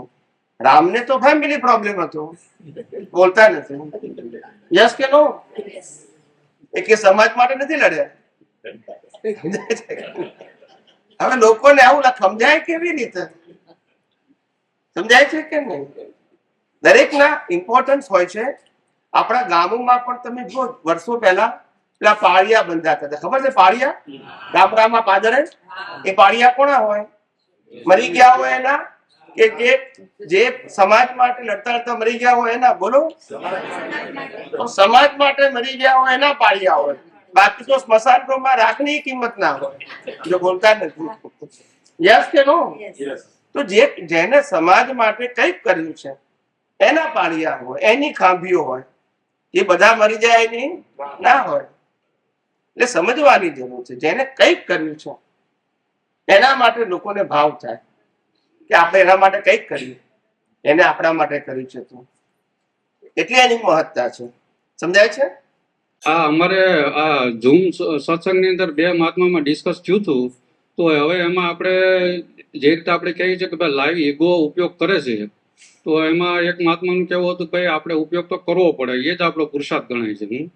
અને એક મહાત્માનું કહેવાનું એવું થતું હતું કે નહીં ભાઈ, આપણે ખાલી દ્રષ્ટિથી જોઈએ એ જ પુરુષાર્થ. તો હવે આમાં કંઈક સમાધાન આપો એક્ઝેક્ટલી. એવું છે કે બંને વસ્તુ એના એંગલથી સાચી છે. બરોબર. મેં હમણાં જ સમજાયું, જેમાં પાસ થઈ ગયા છો એમાં મહેનત કરવાની જરૂર નથી, પણ જેમાં પાસ નથી થયા એમાં મહેનત કરવાની, એટલે ત્યાં ઉપયોગ કરવાનું બાકી છે. હવે સમજી ગયા. બંનેનો મીનિંગ એક જ થાય. બરોબર. બંનેનો મીનિંગ એક જ થાય. હા, માં કહો તો એ કહેવાય ને બાપની વહુ કહો તો એક જ કહેવાય. રજૂઆત જુદી છે. એટલે આમાં એવી રીતનું બધા સમજતા હતા કે ભાઈ લાવી ઈગો ઉપયોગ કરે છે એટલે ત્યાંથી જ પુરુષાર્થ આપણો ચાલુ થાય છે. આપણે છેલ્લે જવાનું છે સ્વભાવ બની, કે જેમાં સહેજા સહેજ રહે. છેલ્લા અવતારમાં આખો ઉપયોગ સ્વાભાવિક જ રહે, એમાં કરવાનું ના હોય. કારણ કે એ પહેલા તમે કેવળ દર્શન પ્રાપ્ત કરી નાખ્યું એટલે કેવળ અજ્ઞાન ખલાસ. માટે છેલ્લો અવતાર સહજ છે. બરોબર. એ જ વિજ્ઞાન તમને સહજ રહેશે બધી જ અવસ્થામાં. બરોબર. ને કર્મ બંધાશે, એ મુક્તિનો માર્ગ છે. બરોબર. સમજાય છે? પણ અત્યારે તમે એક્ઝામ પાસ કરી રહ્યા છો, તમારી અંદર રહેલું અજ્ઞાન છે, જે મિથ્યા જ્ઞાન મિથ્યા દર્શન રૂપે છે, એનો સમ્યક જ્ઞાન સમ્યક દર્શન થી નાશ કરી રહ્યા છો. બરોબર. સંપૂર્ણ થઈ ગયું નથી. જેટલામાં તમે પાકા થઈ ગયા છો એ સહજ રહેશે, પણ જેટલામાં પાકા નથી ત્યાં તમારે પુરુષાર્થ કરવો પડશે. આ બે વસ્તુ સમજો તમે. સામાન્ય રીતે એવું કહેવાય કે માણસને દ્રષ્ટિમાં ફિટ થઈ જાય એટલે સહજ થઈ જાય. વાત સાચી, પણ દ્રષ્ટિમાં ફિટ થયું ત્યારે કહેવાય કે પછી એ ચુકાય જ નહીં. શું ના કહેવાય? તો પછી એને પુરુષાર્થ કરવાનો. જેવી રીતે આપણે લગ્ન કરીએ ત્યારે 7 ફેરા ફરીએ, પછી પહેલી વખત આપણને દ્રષ્ટિ આપે ગોર મહારાજ કે આથી આ તમારા ધર્મ પત્ની ને આથી આ તમારા પતિદેવ. હવે એવી ચોંટી જાય કે 24 કલાક તો રહે, પણ છેલ્લા શ્વાસ સુધી રહે, બોલ્યા વગર રહે, બોલતા નથી. એને દ્રષ્ટિ ફિટ થઈ ગઈ કહેવાય. બરોબર છે. એવી અહીંયા થઈ નથી એવી થઈ ગયા છો જરૂર નથી અને ત્યાં સુધી ઉપયોગ નિરંતર કર્યો જ આવવાનું છે. બરોબર ને? કરું જ પડે. એટલે ટૂંકમાં આપણે એને કરતાપણાનો પુરુષાર્થ ના કહેવાય. ના ના આપણે કરતા પણ ક્યારે કહેવાય ક્રિયા હોય તો આ ક્રિયામાં આપણે કરતા તો જ્ઞાન દર્શન નો ઉપયોગ છે. જ્ઞાન દર્શન આપણે મન વચન કાયા નો સત્ય નથી. મન વચન કાયા હોય તો ક્રિયા શબ્દ વપરાય, અહીંયા ઉપયોગ વપરાય. ઉપયોગ ઉપર જ્ઞાન દર્શન નો દ્રષ્ટિથી જો, એને આપણે પુરુષાર્થ કહીએ છીએ. બરોબર છે. મન વચન કાયાથી શું કરવું એને પુરુષાર્થ, નહીં કારણ કે મન વચન કાયાની અવસ્થા માત્ર કુદરતી રચના છે. કુદરતી રીતનામાં આપણે શું કરવાનું, કશું જ કુદરત કરાવે એમ જ કરવાનું. એમ જ એને કરવાનું. બધી પુરુષાર્થ કેવી રીતે કહેવાય? ના એમાં પુરુષાર્થ નથી. હા સમજાય છે. સમજાય સમજાય. એટલે ક્રિયા શબ્દ જુદી વસ્તુ છે, આપણે ઉપયોગ એટલે દ્રષ્ટિનો વાત છે. દ્રષ્ટિ મન વચન કાયાની વાત નથી. જગતના તમામ ધર્મો મન વચન કાયાની વાત કરે છે. બરોબર છે. અહીંયા અધ્યાત્મમાં દ્રષ્ટિની વાત કરીએ છીએ. બરોબર છે. એ એટલું જુદું પડે છે. એટલે ધર્મથી જયારે ઉપર જશે ત્યારે વિજ્ઞાન શરૂ થશે. બરોબર. પણ ધર્મ ખોટો નથી, સ્ટેપ છે. શું છે? સ્ટેપ છે. પગથિયું. સમજાય છે ને? સમજાણું. ગઈકાલે મેં કીધેલું કે આપણે 1 થી 12 ધોરણ ભણી જઈએ એટલે આપણે ભણવાનું કમ્પ્લીટ થયું નથી. 1 થી 12 ધોરણ કમ્પ્લીટ થઈ ગયા પણ હજુ ઘણું બાકી. છે. સમજાય છે? સમજાણું. પછી 12 માંથી કોલેજમાં ભણીએ તો પણ કમ્પ્લીટ થયું નથી. પછી માસ્ટર ડિગ્રી કરીએ તો પણ કમ્પ્લીટ નથી થયું. છેલ્લે પીએચડી કરીએ ત્યારે એ સબ્જેક્ટ શું થાય? પૂરો થયો. હા પણ આપણે તો બધા સ્કૂલ ને કોલેજ પતી ગયા એટલે ભણવાનું પૂરું થઈ ગયું. હજુ આગળ છે ભાઈ. હા, એમ ઘણું. ધર્મમાં શું કહે છે કે તમે સ્કૂલ ને કોલેજ ભણ્યા એટલે પતી ગયું, હવે આગળ કઈ જાણવાની જરૂર નથી. આવું થઈ ગયું. હવે સમજી ગયા? સમજાયું સમજાણું. એટલે ખોટું પણ નથી અને અંતિમ પણ નથી. નથી. એ સ્ટેપ છે. સ્ટેપ છે. બરોબર. આપણે ગ્રાઉન્ડ ફ્લોર થી ફર્સ્ટ ફ્લોર જવું હોય અને સીડી ના 10 પગથિયા છે. કેટલા? 10. હવે 10 પગથિયામાંથી પહેલા પગથિયા ઉપર જાઓ એટલે ગ્રાઉન્ડ ફ્લોર છૂટી જાય. બરાબર? છૂટી જાય. પછી બીજા પગથિયા પર જાઓ એટલે પહેલું પગથિયું. છૂટી જાય. એમ કરતા કરતા 5મા પગથિયે ગયા પછી તમને એમ લાગ્યું કે હવે સીડીનો એન્ડ આવી ગયો. શું થઈ ગયું? યાદ આવી ગયું. તો તમે તમારા ડેસ્ટિનેશને પહોંચી શકશો નહીં. નહીં. બરોબર. હવે સમજી ગયા? સમજાણું. પણ 1 થી 5 પગથિયે ચડ્યા એ ખોટું પણ નથી. અને ડેસ્ટિનેશન પણ નથી. હજુ આગળ ઘણા પગથિયા. ચડવાનું બાકી છે. ખ્યાલ આવી ગયો? ખ્યાલ આવી ગયો. એવું અહીંયા થાય છે ધર્મમાં. બસ આટલું બધું તપ જપ પૂજા પાઠ કર્યા, માળા ગણી લીધી, ભગવાનનું નામ લઈ લીધું, બસ પતી ગયું. અને પણ એમાં આત્માનો અનુભવ ક્યારે થશે? આ તો બધું આના માટે કર્યું. બરોબર. પાપ અને પુણ્ય કોના માટે છે? શરીર માટે છે. આત્માની જરૂર છે નથી જરૂર. ક્લિયર સાહેબ, ક્લિયર. સમજાય? જય સચ્ચિદાનંદ. જય સચ્ચિદાનંદ. અગુરુ લઘુ અને લઘુ ગુરુ એની પરફેક્ટ ડેફિનેશન મને ખ્યાલ નથી, ઘણી વખત સાંભળ્યું છે, અને એ કોનો સ્વભાવ છે એ જરા સમજાવશો. અગુરુ લઘુ અને ગુરુ લઘુ. આત્મા અગુરુ લઘુ સ્વભાવનો છે અને મન વચન કાયા ગુરુ લઘુ સ્વભાવના છે. મન હું વચન. મોટો છું, હું નાનો છું, એ મન વચન કાયા ન હોય. હા, હા. આત્માને અગુરુ લઘુ એટલે ગુરુ પણ નથી અને લઘુ. સમજાય છે? ગુરુ પણ નથી ને લઘુ પણ નથી, એટલે એને શું કહેવાય? અગુરુ લઘુ. અગુરુ લઘુ. અને મન વચન કાયા ને ગુરુ લઘુ. હું ગુરુ છું, મોટો છું અને અમુક બાબતમાં મોટો છું ને અમુક બાબતમાં નાનું. એ આને લાગુ પડે. આત્મામાં ગુરુ લઘુ લાગુ પડે નહીં. સમજાય છે? બરાબર. હું સૂક્ષ્માથી સૂક્ષ્મ એવો શુદ્ધાત્મા છું. એટલે આ પેલું આત્મા માટે છે, પેલું પ્રકૃતિ માટે છે. ગુરુ લઘુ પ્રકૃતિ માટે છે, અગુરુ લઘુ આત્મા માટે છે. સમજાયું? આ સમજાયું. ઓકે. અને બીજું તમે હમણાં દાખલો આપ્યો કે આપણે 10 માળ પહેલા માળે જવું હોય, ગ્રાઉન્ડ ફ્લોર નું પહેલું પગથિયું ચડી, બીજા ત્રીજા 5મા સ્ટેપ સુધી પહોંચ્યા અને પહેલો માળ દેખાતો હોય એટલે માની લઈએ કે આપણે પહોંચી ગયા અને એ ભ્રાંતિમાં પછી આગળ ચડવાનું બંધ થઈ જાય કે મને તો દેખાય છે પહેલો માળ, દેખાતો હોય પણ અનુભવ ના થાય, આમ ખાલી આમ નજરમાં કે અહીંયા પહેલો માળ આવી ગયો એવી રીતે શિખર દેખાય. એટલે ઘણી વખત ભ્રાંતિના કારણે લોકો ઉપયોગ આગળ દ્રષ્ટિનો કરવાનો ચૂકી જાય, એમ કે હવે મને સમજમાં આવી ગયું, બધું ખબર જ છે, એટલે આગળ સૂક્ષ્મ લેવલમાં જે ઉપયોગ કરવો હોય એ કરવાનો ચૂકી જાય, એના કારણે ત્યાં એની મિથ્યા ભ્રાંતિ ઊભી થઈ જાય. અહીંયા આગળ કેટલા મહાત્માઓ એવા જ હોય છે, અહીંયા એટલે આ ખાલી જગ્યાની વાત નથી કરતો, આપણા આધ્યાત્મિક વિજ્ઞાનની વાત કરું છું. કેટલાક મહાત્માઓને એવું થાય કે હવે આપણને વિજ્ઞાન તો મળી ગયું, વિજ્ઞાન આપણને સમજાઈ ગયું, હવે ખાલી શુદ્ધાત્મામાં રહેવું ને કુદરતી રચના જોવાનું એટલું જ છે, કુદરતી કાનૂન કુદરતને સમજાઈ ગયું, હવે આપણે તો બીજું કઈ સમજવાની જરૂર નથી, હવે તો આપણે આપણી રીતે કર્યા કરવું, હવે કે નવા સત્સંગ બસંગ સાંભળવાની જરૂર નથી. આવું કેટલાક માની બેઠા છે, સમજાય છે. પણ એ લોકોને ખબર નથી પડતી કે જ્યાં સુધી તમે આ અજ્ઞાન ઝીરો કર્યું નથી ત્યાં સુધી પ્રત્યેક અવતારમાં અનુભવી જ્ઞાની જોઈશે. આવું મેં કેટલી વખત કીધું છે. માટે અનુભવી જ્ઞાનીને ના છોડશો, નહીં તો પ્રગતિ અટકી જશે. તમે જેટલું ચડ્યા હશો એ માઇનસ નહીં થાય, પણ પ્રગતિ અટકી જશે. ખ્યાલ આવી ગયો. ઘણા બધા મને કહેતા હતા, ત્યારે મેં કીધું જો જ્ઞાની પુરુષ દાદા ભગવાને જ્ઞાન આપ્યું, 5 આજ્ઞા આપી, સત્સાધન આપ્યા, હવે આપણે ઘેર બેઠા કર્યા કરવાનું, ત્યાં કેમ સત્સંગમાં જઈએ છે? જો બોલતા નથી, હવે આપવાનું હતું એ તો આપી દીધું, પણ ના, શબ્દ જ્ઞાનથી નિવેડો નથી, અનુભવ જ્ઞાનથી.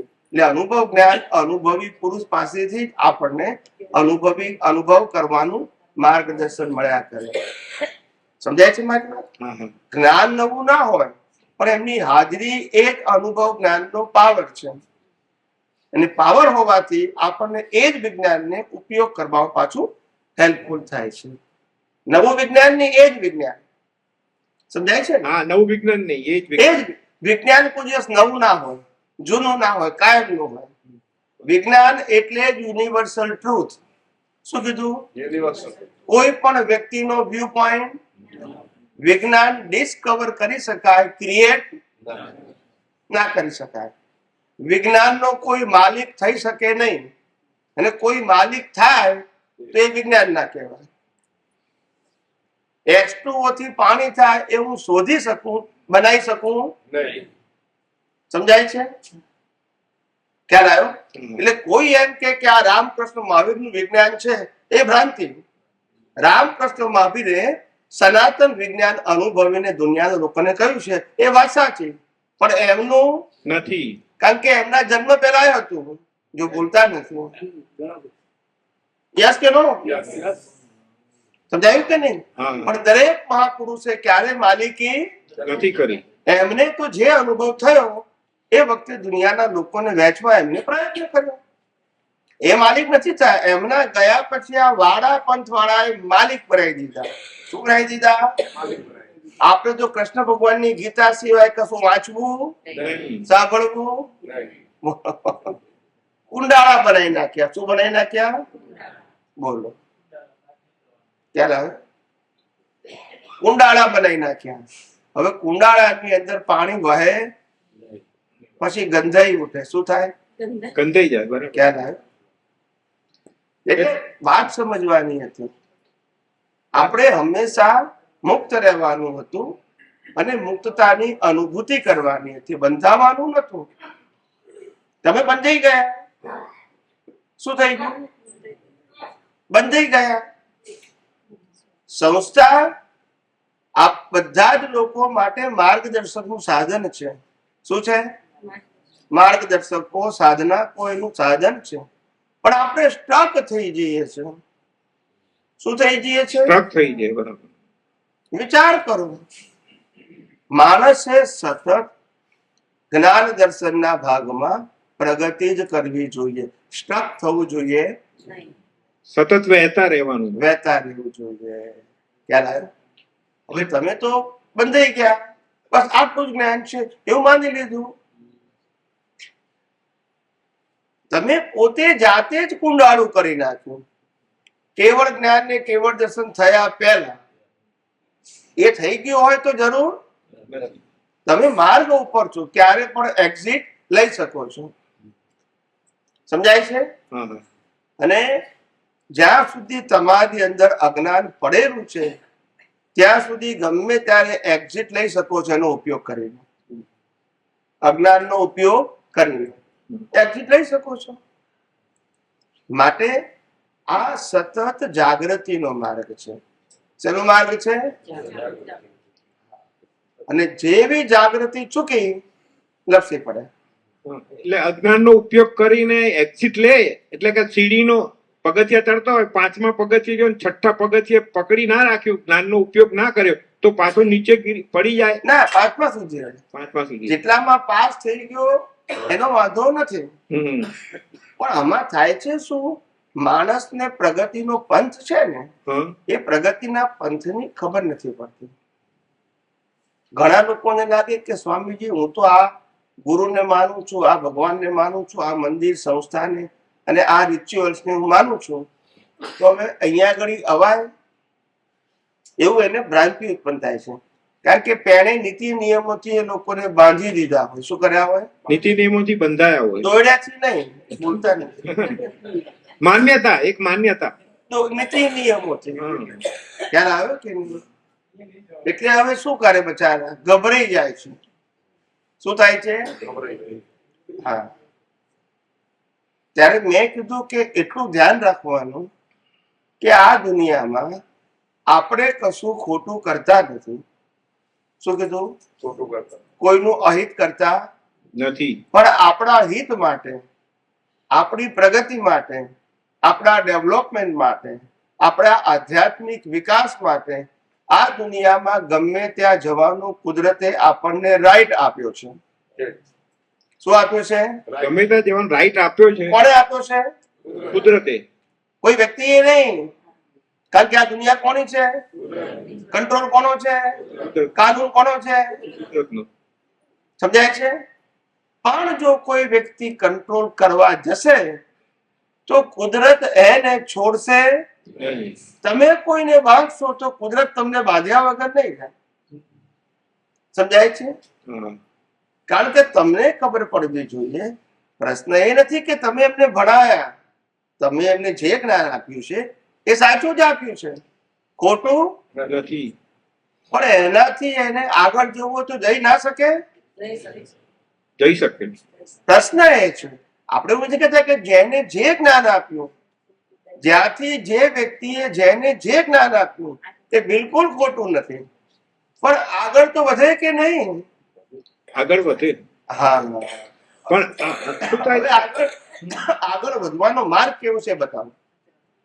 દાખલા તરીકે આપણે 5મા ધોરણમાં ભણતા હોઈએ અને 5મા ધોરણ આખું વર્ષ ભણ્યા અને એક્ઝામ આપી, હવે પાસ થઈ ગયા. હવે શું કરવાનું? 6ઠા ધોરણમાં જવાનું. 6ઠા ધોરણમાં ક્યારે જવાય? 5મું ધોરણ છોડવાનું, 5મા ધોરણના ટીચર છોડવાના અને 5મા ધોરણની ચોપડી છોડવાની. હા કે ના? તો એને અપમાન કહેવાય ચોપડીનું ટીચરનું? બોલો ને, અપમાન કહેવાય. અપમાન ના કરે. 5મા ધોરણના ટીચર જોડે થોડું આત્મીય લગાવ થઈ ગયો હોય, બોલાવે એટલે પાછા 6ઠામાંથી 5મા ધોરણમાં. એટલે એમ થાય કે તું 6ઠામાં જાય છે પણ 5માના ટીચરને ભૂલતો નહીં એમ. ના, ટીચરને ભૂલવાનો પ્રશ્ન નથી, પણ 5મા ધોરણના ટીચર સાથે ભણવાની જરૂર છે.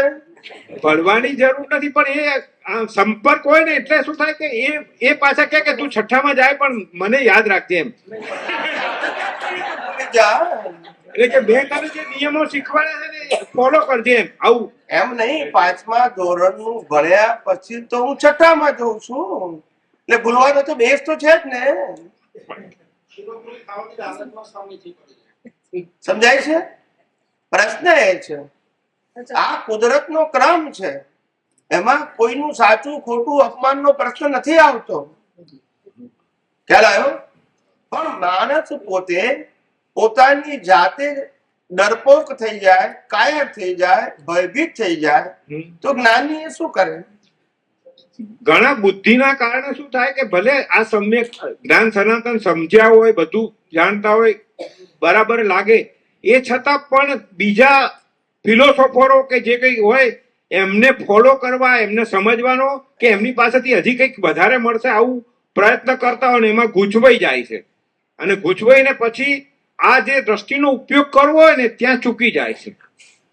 આમાં થાય છે શું, તમે જે કહો છો ને કે આ વિજ્ઞાન સમજી ગયો છે, બરાબર છે, એમાં કોઈ ક્વેશ્ચન ની ક્વેરી એને નથી, બરાબર છે, અને બધા જ પ્રશ્નોના એને જવાબ અહીંથી મળી ગયા, આ વિજ્ઞાન દ્વારા મળી જાય છે, બરાબર છે.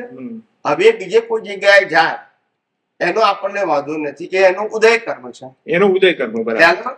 પણ તને અહીંયા આગળ કઈ ખૂટે છે, ના સમજાયું?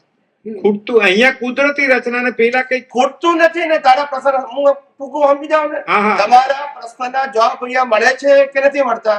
મળે છે, બરાબર. હવે આપણે બીજી કોઈ જગ્યાએ જઈએ, બરાબર, એ તમારો કુદરતી ક્રમનો હિસાબ છે, હા, એનો આપણે પ્રશ્ન પૂછતા નથી. પણ તમને એવું ખબર છે કે ત્યાં આગળ જે વાત થાય છે એ તમારે જરૂરી છે? ત્યાં થિયરિકલ બતાવતા હોય એટલે હું શું કહું, જરૂરી છે? જરૂરી ત્યાં શું બતાવે છે એ ભૂલી જાઓ, હા, હા, હા. જરૂરી છે. હવે ત્યાં જરૂરી નથી પણ તમે સાંભળો છો, હા, સાંભળો છો ત્યાં સુધી વાંધો નહીં, કુદરતી રચના, હા. પણ સ્વીકારો છો. શું કરો છો? સ્વીકારીએ છીએ. હવે વિચાર કરો, એક બાજુ રિલેટિવ સત્ય હા. અને એક બાજુ સનાતન સત્ય, મેળ પડશે?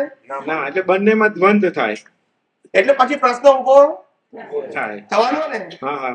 પણ ત્યાં સોલ્યુશન નથી. કેમ કે ત્યાં તો એમ કે છે આમ તમારે કરવું જ પડશે, હા, એવું જ કે છે. બીજું સોલ્યુશન નથી. પાછો તમે ત્યાંથી દવા લેવા અહીંયા આવશો કે હવે રોગ થયો છે, દવા આપો, એટલે પાછો તમને રિલેટિવ સત્યમાંથી સનાતન સત્યમાં લઈ ગયો. પછી તમે કહો કે હા મને સમજી ગયું, પાછો રોગ લેવા માટે ત્યાં જાઓ. હવે હું શું કરું? સાચું બોલો. એટલે ઘણી ઘણીને કહું છું કે તમને કોઈ પ્રશ્નનું સમાધાન ન મળે તો દુનિયામાં કોઈ પણ જગ્યાએ જવાનો તમારો અધિકાર છે લેવા માટે. બાકી તમે ઉદયકર મને આધીન ગમે ત્યાં જાઓ, પણ તમારે રિસીવ કરવા નથી જવાનું. હા, ઋષિ પણ હવે સમજાય છે? હા, હા, સમજાય. સાંભળવું એ ખોટું નથી, કારણ કે કુદરતી રચના છે. હા, પણ પણ આપણને ખબર પડી જોઈએ કે ભાઈ આ બધી વસ્તુના જવાબ મળી ગયા છે, ના રિલેટિવ સત્યનું લેવલ છે મેં પાસ કરી નાખ્યું છે, પણ જે નથી કર્યું એના માટે જરૂરી છે. પણ મારા માટે જરૂર નથી, એ લેવલ એ સમજણથી બેસીએ તો શું વાંધો છે? બરાબર. પણ એમ કહું છું. ઘણી વખત એવું થાય છે કે જે કઈ શાસ્ત્રકારો છે કે જેની પાસે શાસ્ત્રનું જ્ઞાન છે એ લોકો એવું કહેતા હોય કે જ્ઞાન ક્રિયા ભ્યોમ, એટલે જ્ઞાન સાથેની ક્રિયા કરો. તમે સમજણ પૂર્વક ક્રિયા કરશો તો તમે મોક્ષમાં આગળ વધી શકશો. ખાલી સમજણ હશે, એકલું જ્ઞાન હશે તો નહીં, ક્રિયા પણ એવી તમારી જોશે. આવું ક્યાંક અમુક ઉદય કર્મને આધીન સાંભળવામાં આવ્યું હોય એટલે દ્વંદ થતું હોય. એક મિનિટ. પહેલી વસ્તુ એ કે જ્ઞાન ક્રિયા અભ્યામ મોક્ષ એ વાક્યનો અર્થ છે જે તમે કર્યો એ બરાબર નથી. તમે જ્યાંથી લાયા હોય ત્યાંથી. હા, હા, હા. મારે જાણવાની જરૂર નથી, અત્યારે તમે કર્યો એટલું જ કહું છું. હા, બરાબર છે. જ્ઞાન વત્તા ક્રિયા ઇઝ ઇક્વલ ટુ મોક્ષ એ એનો અર્થ નથી. જ્ઞાન ક્રિયા અભ્યામ મોક્ષ નો મતલબ થાય જ્ઞાનનો ઉપયોગ કરવો, એને ક્રિયા કીધું. જ્ઞાન વત્તા ક્રિયા નહીં. સમજાય છે? જ્ઞાનના ઉપયોગથી મુક્તિ છે, દર્શનના ઉપયોગથી મુક્તિ છે, મન વચન કાયાના ઉપયોગથી મુક્તિ. એટલે અહીંયા એવું સમજાવે કે પ્રતિક્રમણ કરો પણ ખાલી ક્રિયા નહીં, તમે સમજીને પ્રતિક્રમણ કરો એમ. હું શું કહેવા માંગુ છું, આપણે બીજી બધી વાતો જવા દઈએ, સમજી કે ના સમજીને પહેલી વસ્તુ એ કે આધ્યાત્મમાં જ્ઞાન દર્શનની ક્રિયાને ક્રિયા કહેવાય છે. જ્ઞાન ક્રિયા અભ્યામ મોક્ષ એટલે સમ્યક જ્ઞાન સમ્યક દર્શનનું જે જ્ઞાન પ્રાપ્ત કર્યું એનો ઉપયોગને ક્રિયા કે છે. આધ્યાત્મ મન વચન કાયની ક્રિયાને ક્રિયા નથી કહેવાતું, કુદરતી રચના કહેવાય છે. હવે સમજી ગયા? હા, સમજી ગયો. એંગલ ગમે તે આપશો, સિદ્ધાંત આ જ રહેશે. તમે એંગલ ગમે તે આપશો, ગમે ત્યાંથી લાવશો, પણ આપણે આ મન વચન કાયની અવસ્થા માત્ર. એટલે બીજા લોકો જોડે ચર્ચા થતી હોય ને ઘણી વખત ત્યારે આવો આર્ગ્યુમેન્ટ આવતી હોય એટલે આનું સોલ્યુશન સમજવા માટે જ આ પ્રશ્ન કર્યો. એનો વાંધો નહીં, તમે કરો એની સાથે વાંધો નથી મને, અને મારું કામ તમને જવાબ આપવાનું છે, પણ વાત તો સમજવી પડશે ને. હા, સમજવી જ પડશે. તો પછી એટલે જ્યાં સુધી મેં શું કીધું કે તમને જ્યાં સુધી જે વસ્તુ ન સમજાતી હોય હમ એને સમજવા માટે તમે ગમે ત્યારે ગમે ત્યાં જવાનો તમારો અધિકાર છે, કારણ કે સમજાતું નથી. સમજ્યા પછી હમ બીજે જઈને તમે પઝલ લઈને આવો છો, ત્યાં ક્વેશ્ચન છે. જાઓ અને સાંભળો એ ક્વેશ્ચન ક્યારે આવ્યો કે નહીં? હમ તમને ખબર છે કે ભાઈ આપણે લગ્નમાં જઈએ છીએ, ત્યાં બધાને મળવાનું છે, હમ મોઢું હસતું રાખવાનું છે, જમવાનું છે, ખ્યાલ આવે ને? હમ અને આપણે પૈસા બે ખબર બાજુ- આપવાનું છે, એમ પાછા આવવાનું છે ઘેર આવીને. ખ્યાલ આવ્યો કે નહીં? કારણ કે આપણે બધા વ્યવહાર છે આપણો, આ વ્યવહાર બરાબર છે. સમજાય? એવું અહીંયા વ્યવહાર હોય, હમ ગમે તે આપણા ધર્મગુરુ હોય, બધા જ રિસ્પેક્ટેડ છે, માનનીય છે, હમ અને દરેકના સહયોગથી આપણે આગળ વધ્યા છે. એમાંય ક્વેશ્ચન નથી. પણ એટલું ખબર પડી જોઈએ ને કે આપણે પાસ થયા પછી એ ગુરુનું રિસ્પેક્ટ હોવું જોઈએ. ત્યાંથી 9 લેવાનું છે, કારણ કે પાસ થઈ ગયા છે. બરાબર છે. માટે એ ખોટા પણ નથી. જે હજુ એ ધોરણમાં છે, પાસ થયા નથી, એના માટે કરેક્ટ છે. આપણે પાસ થઈ ગયા પછી બી જ્ઞાન જરૂરી નથી. આપણે શું થઈ ગયા? આપણે પાસ થઈ ગયા. સમજાય મારી વાત? હા હા સમજો. માટે ધોરણ ખોટું છે, ટીચર ખોટા છે, પ્રશ્ન આવતો આપણે પાસ થઈ ગયા માટે આપણે જરૂર નથી, હા, પણ તેથી ખોટું પણ નથી. આપણે મન વચન કાયાની ક્રિયાને કુદરતી રચના કહીને એ લોકો ક્રિયા ઉપર ફોર્સ આપવા જાય, સમજણ કરો, આમ કરો, એટલે જે આખી ઉદય કર્મને આધીન સંજોગો વરસાદ જવાનું થાય અને સાંભળવામાં આવે, એટલે આ ડિસ્ચાર્જ પ્રકૃતિને મનોમંથન બી અમુક વખત વિચારો આવે કે આ ક્રિયા કરવી ના કરે, આવું બધું થયા કરતું હોય. પણ આપણે તો દરેક વસ્તુને કુદરતી રચના જ જોઈએ, તો આપણી દ્રષ્ટિનો ઉપયોગ થયો કહેવાય. બરાબર છે? ના, પણ કુદરતી રચના છે. મન વચન કાયાની અવસ્થા માત્ર કુદરતી રચના છે, એવું તમને એક્સેપ્ટ થાય છે કે નથી થતું? થાય છે. બુદ્ધિથી દોડવા જઈએ તો એ પ્રમાણે નથી થતું. એના નહીં, જે તમને એક્સેપ્ટ થાય છે તો પછી બીજા એમ કે છે કે ના, મન વચન કાયાથી કરવાનું, એમાં આપણને શું વાંધો છે? આપણે એની સાથે લેવા દેવા નથી. ભલે ને આપણે સાંભળીએ. હા હા બોલીએ, બરાબર છે. પ્રશ્ન બે ભેગા શું કામ કરો છો? સમજાયું કે નહીં? હમ. ધર્મ એ હંમેશા કોમર્સ છે. શું છે? કોમર્સ છે. અને સાયન્સ શું છે? જુદી વસ્તુ છે. ધર્મ કોમર્સ છે અને સાયન્સ પ્રિન્સિપલ છે. ધર્મમાં પુણ્યને પ્રધાન આપ્યું છે, હમ. અહીંયા આગળ તમારે અજ્ઞાન નાશ કરવાને પ્રધાન્ય આપ્યું. ખ્યાલ આવ્યો? અહીંયા પુણ્ય કરવા માટે ક્રિયાની જરૂર છે એવું માનવામાં આવે છે.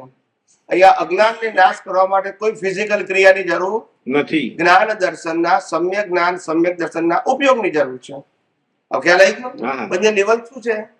જુદા છે. હવે તમે આર્ટ્સ કોમર્સ કોમર્સ સાયન્સ જેવું કરશો તો શું થશે? હા, દ્વંદ થશે, પઝલ થશે. બરાબર. સમજાય છે મારી વાત? હા સમજાય. સાયન્સ એ ખોટું નથી, કોમર્સ એ ખોટું નથી, આર્ટ્સ એ, પણ તમારે શું કરવું છે? સમજાય કે નહીં? હા સમજાય. નહીં તો પછી ઊભું થશે. બરાબર. પઝલ ઉભું થાય. આર્ટ્સ કોમર્સ સાયન્સ ત્રણે ફેકલ્ટીમાંથી એક ફેકલ્ટી ખોટી નથી. પણ તમારે સાયન્સ લીધું છે તો હવે એને ઉના ઉતરવાનું. આર્ટ્સ કોમર્સ તમારા સબ્જેક્ટ, અને આર્ટ્સ કોમર્સ તમારા ઉદય કર્મમાં હોય તો તમારે કુદરતી રચના જોવાની. પતી ગઈ વાત. હમ.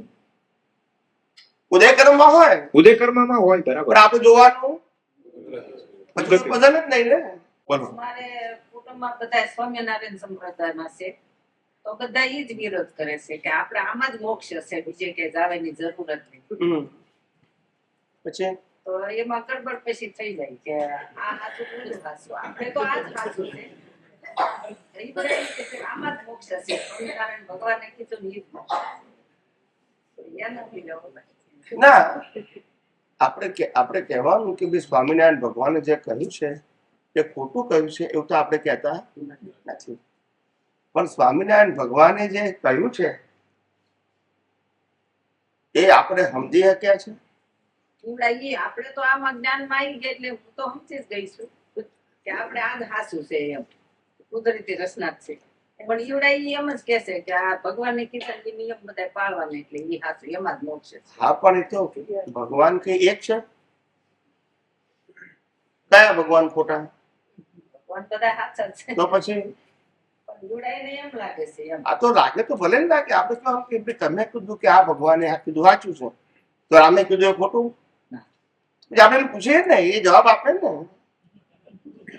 કારણ કે આપણે તો કોઈને જોયા નથી. આપણે તો કીધું. તો પછી એટલે કેવું કે તમે તમારા અભિપ્રાય માટે બરાબર છો, પણ તમારો અભિપ્રાય મારો સ્વીકારવો જરૂર નથી. મારા માટે તો બીજા ભગવાન હોઈ શકે જેનું જ્ઞાન છે. હવે એકને વળગી રહ્યા છો એની સાથે મને વાંધો, મને જ્યાંથી જ્ઞાન મળશે ત્યાંથી હું લઈશ. સમજાય છે? જ્યાં ગયા ત્યાં શાંતિ મળી અને આપણને આ ખબર પડી કે આત્માનું જ્ઞાન જ સાચું છે, તો પછી આ જ સાચું ને આમાં જ શુભ લાગે છે, ઓલામાં નથી લાગતું. હા, એ તો પછી જોડાઈને એમાં લાગે છે એટલે મહેનતનો માર્ગ છે. શું છે?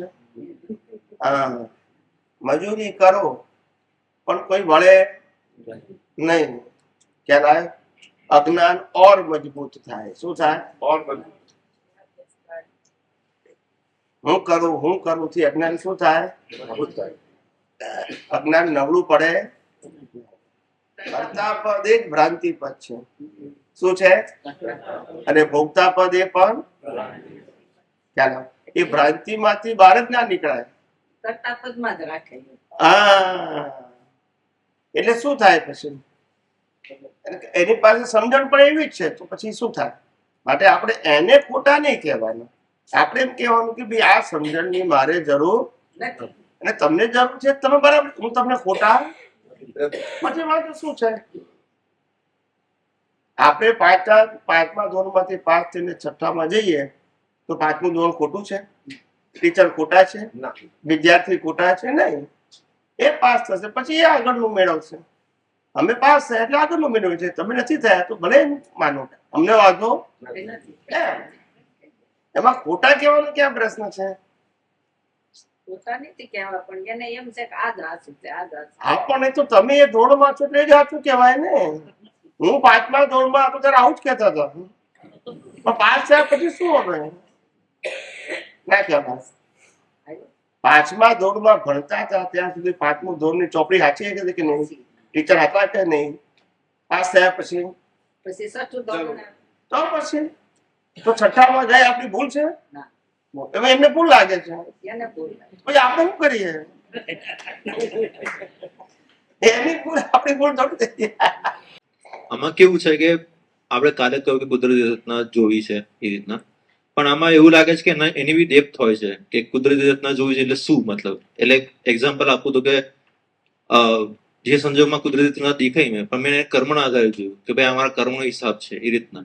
પછી સેકન્ડરી એવું બી આવે છે કે ભાઈ કે કર્મ તો છે જ, પ્લસ સ્વામિનારાયણનું પણ જ્ઞાન દર્શન દેખાય છે, ડિસ્ચાર્જ જ્ઞાન દર્શન, અને પોતાનું પણ દેખાય છે કે આપણું જ્ઞાન દર્શન જે ભરેલું પ્રકૃતિ દેખાય તે બી દેખાય છે.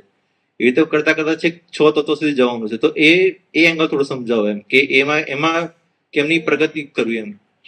એટલે આમાં શું છે, વાત સાચી છે કે કુદરતી રચના જોવું અત્યારે એ તમારા માટે બાધા ભારે છે, એક જવાબ છે.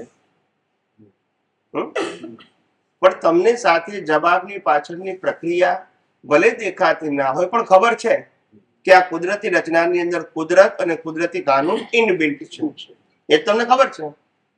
એમને કુદરતી રચના બનતી, એમાં કુદરતના તત્વો પણ છે અને કાનૂન પણ સમાયેલું છે, એના આધારે અવસ્થા બની છે.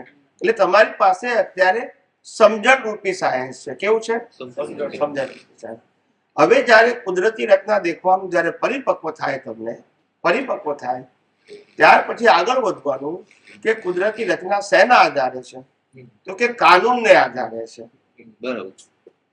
જે કાનૂન જીવ માત્રને લાગુ એ કાનૂનને આધારે, કોઈની મરજીને આધારે નથી.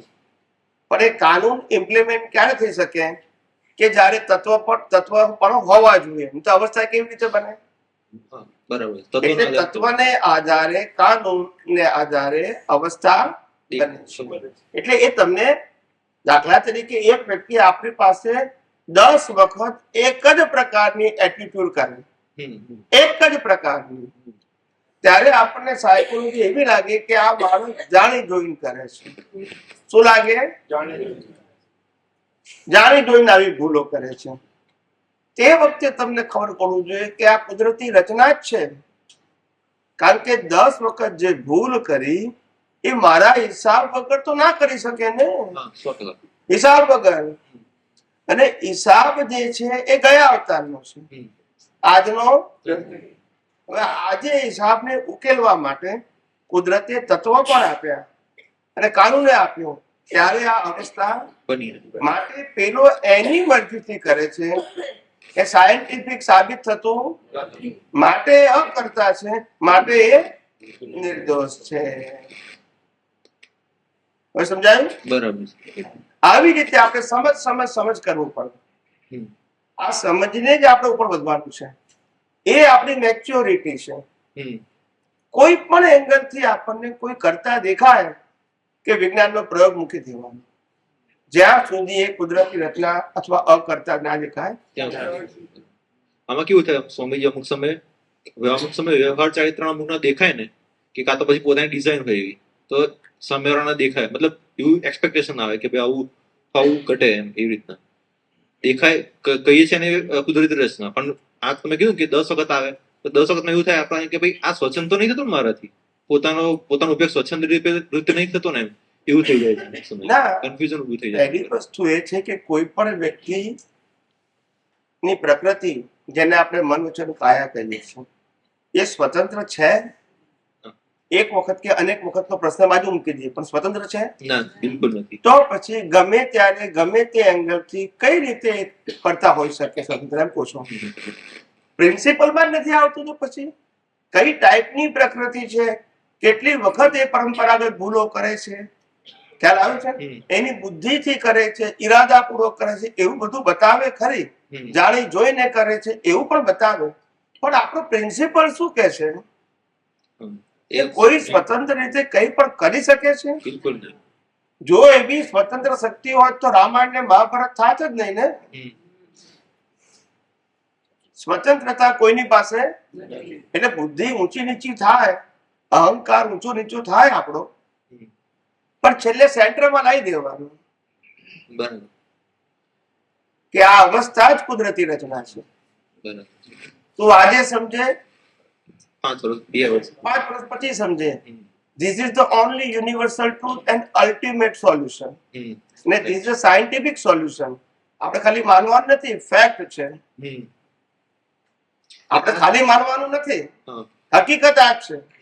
આ જ સાયન્ટિફિક પરમેનન્ટ સોલ્યુશન છે. બરાબર. આ જગતની અંદર આપણી અંદર રહેલા અજ્ઞાનને કાઢવાનો બીજો કોઈ રસ્તો નથી. ખ્યાલ આવ્યો?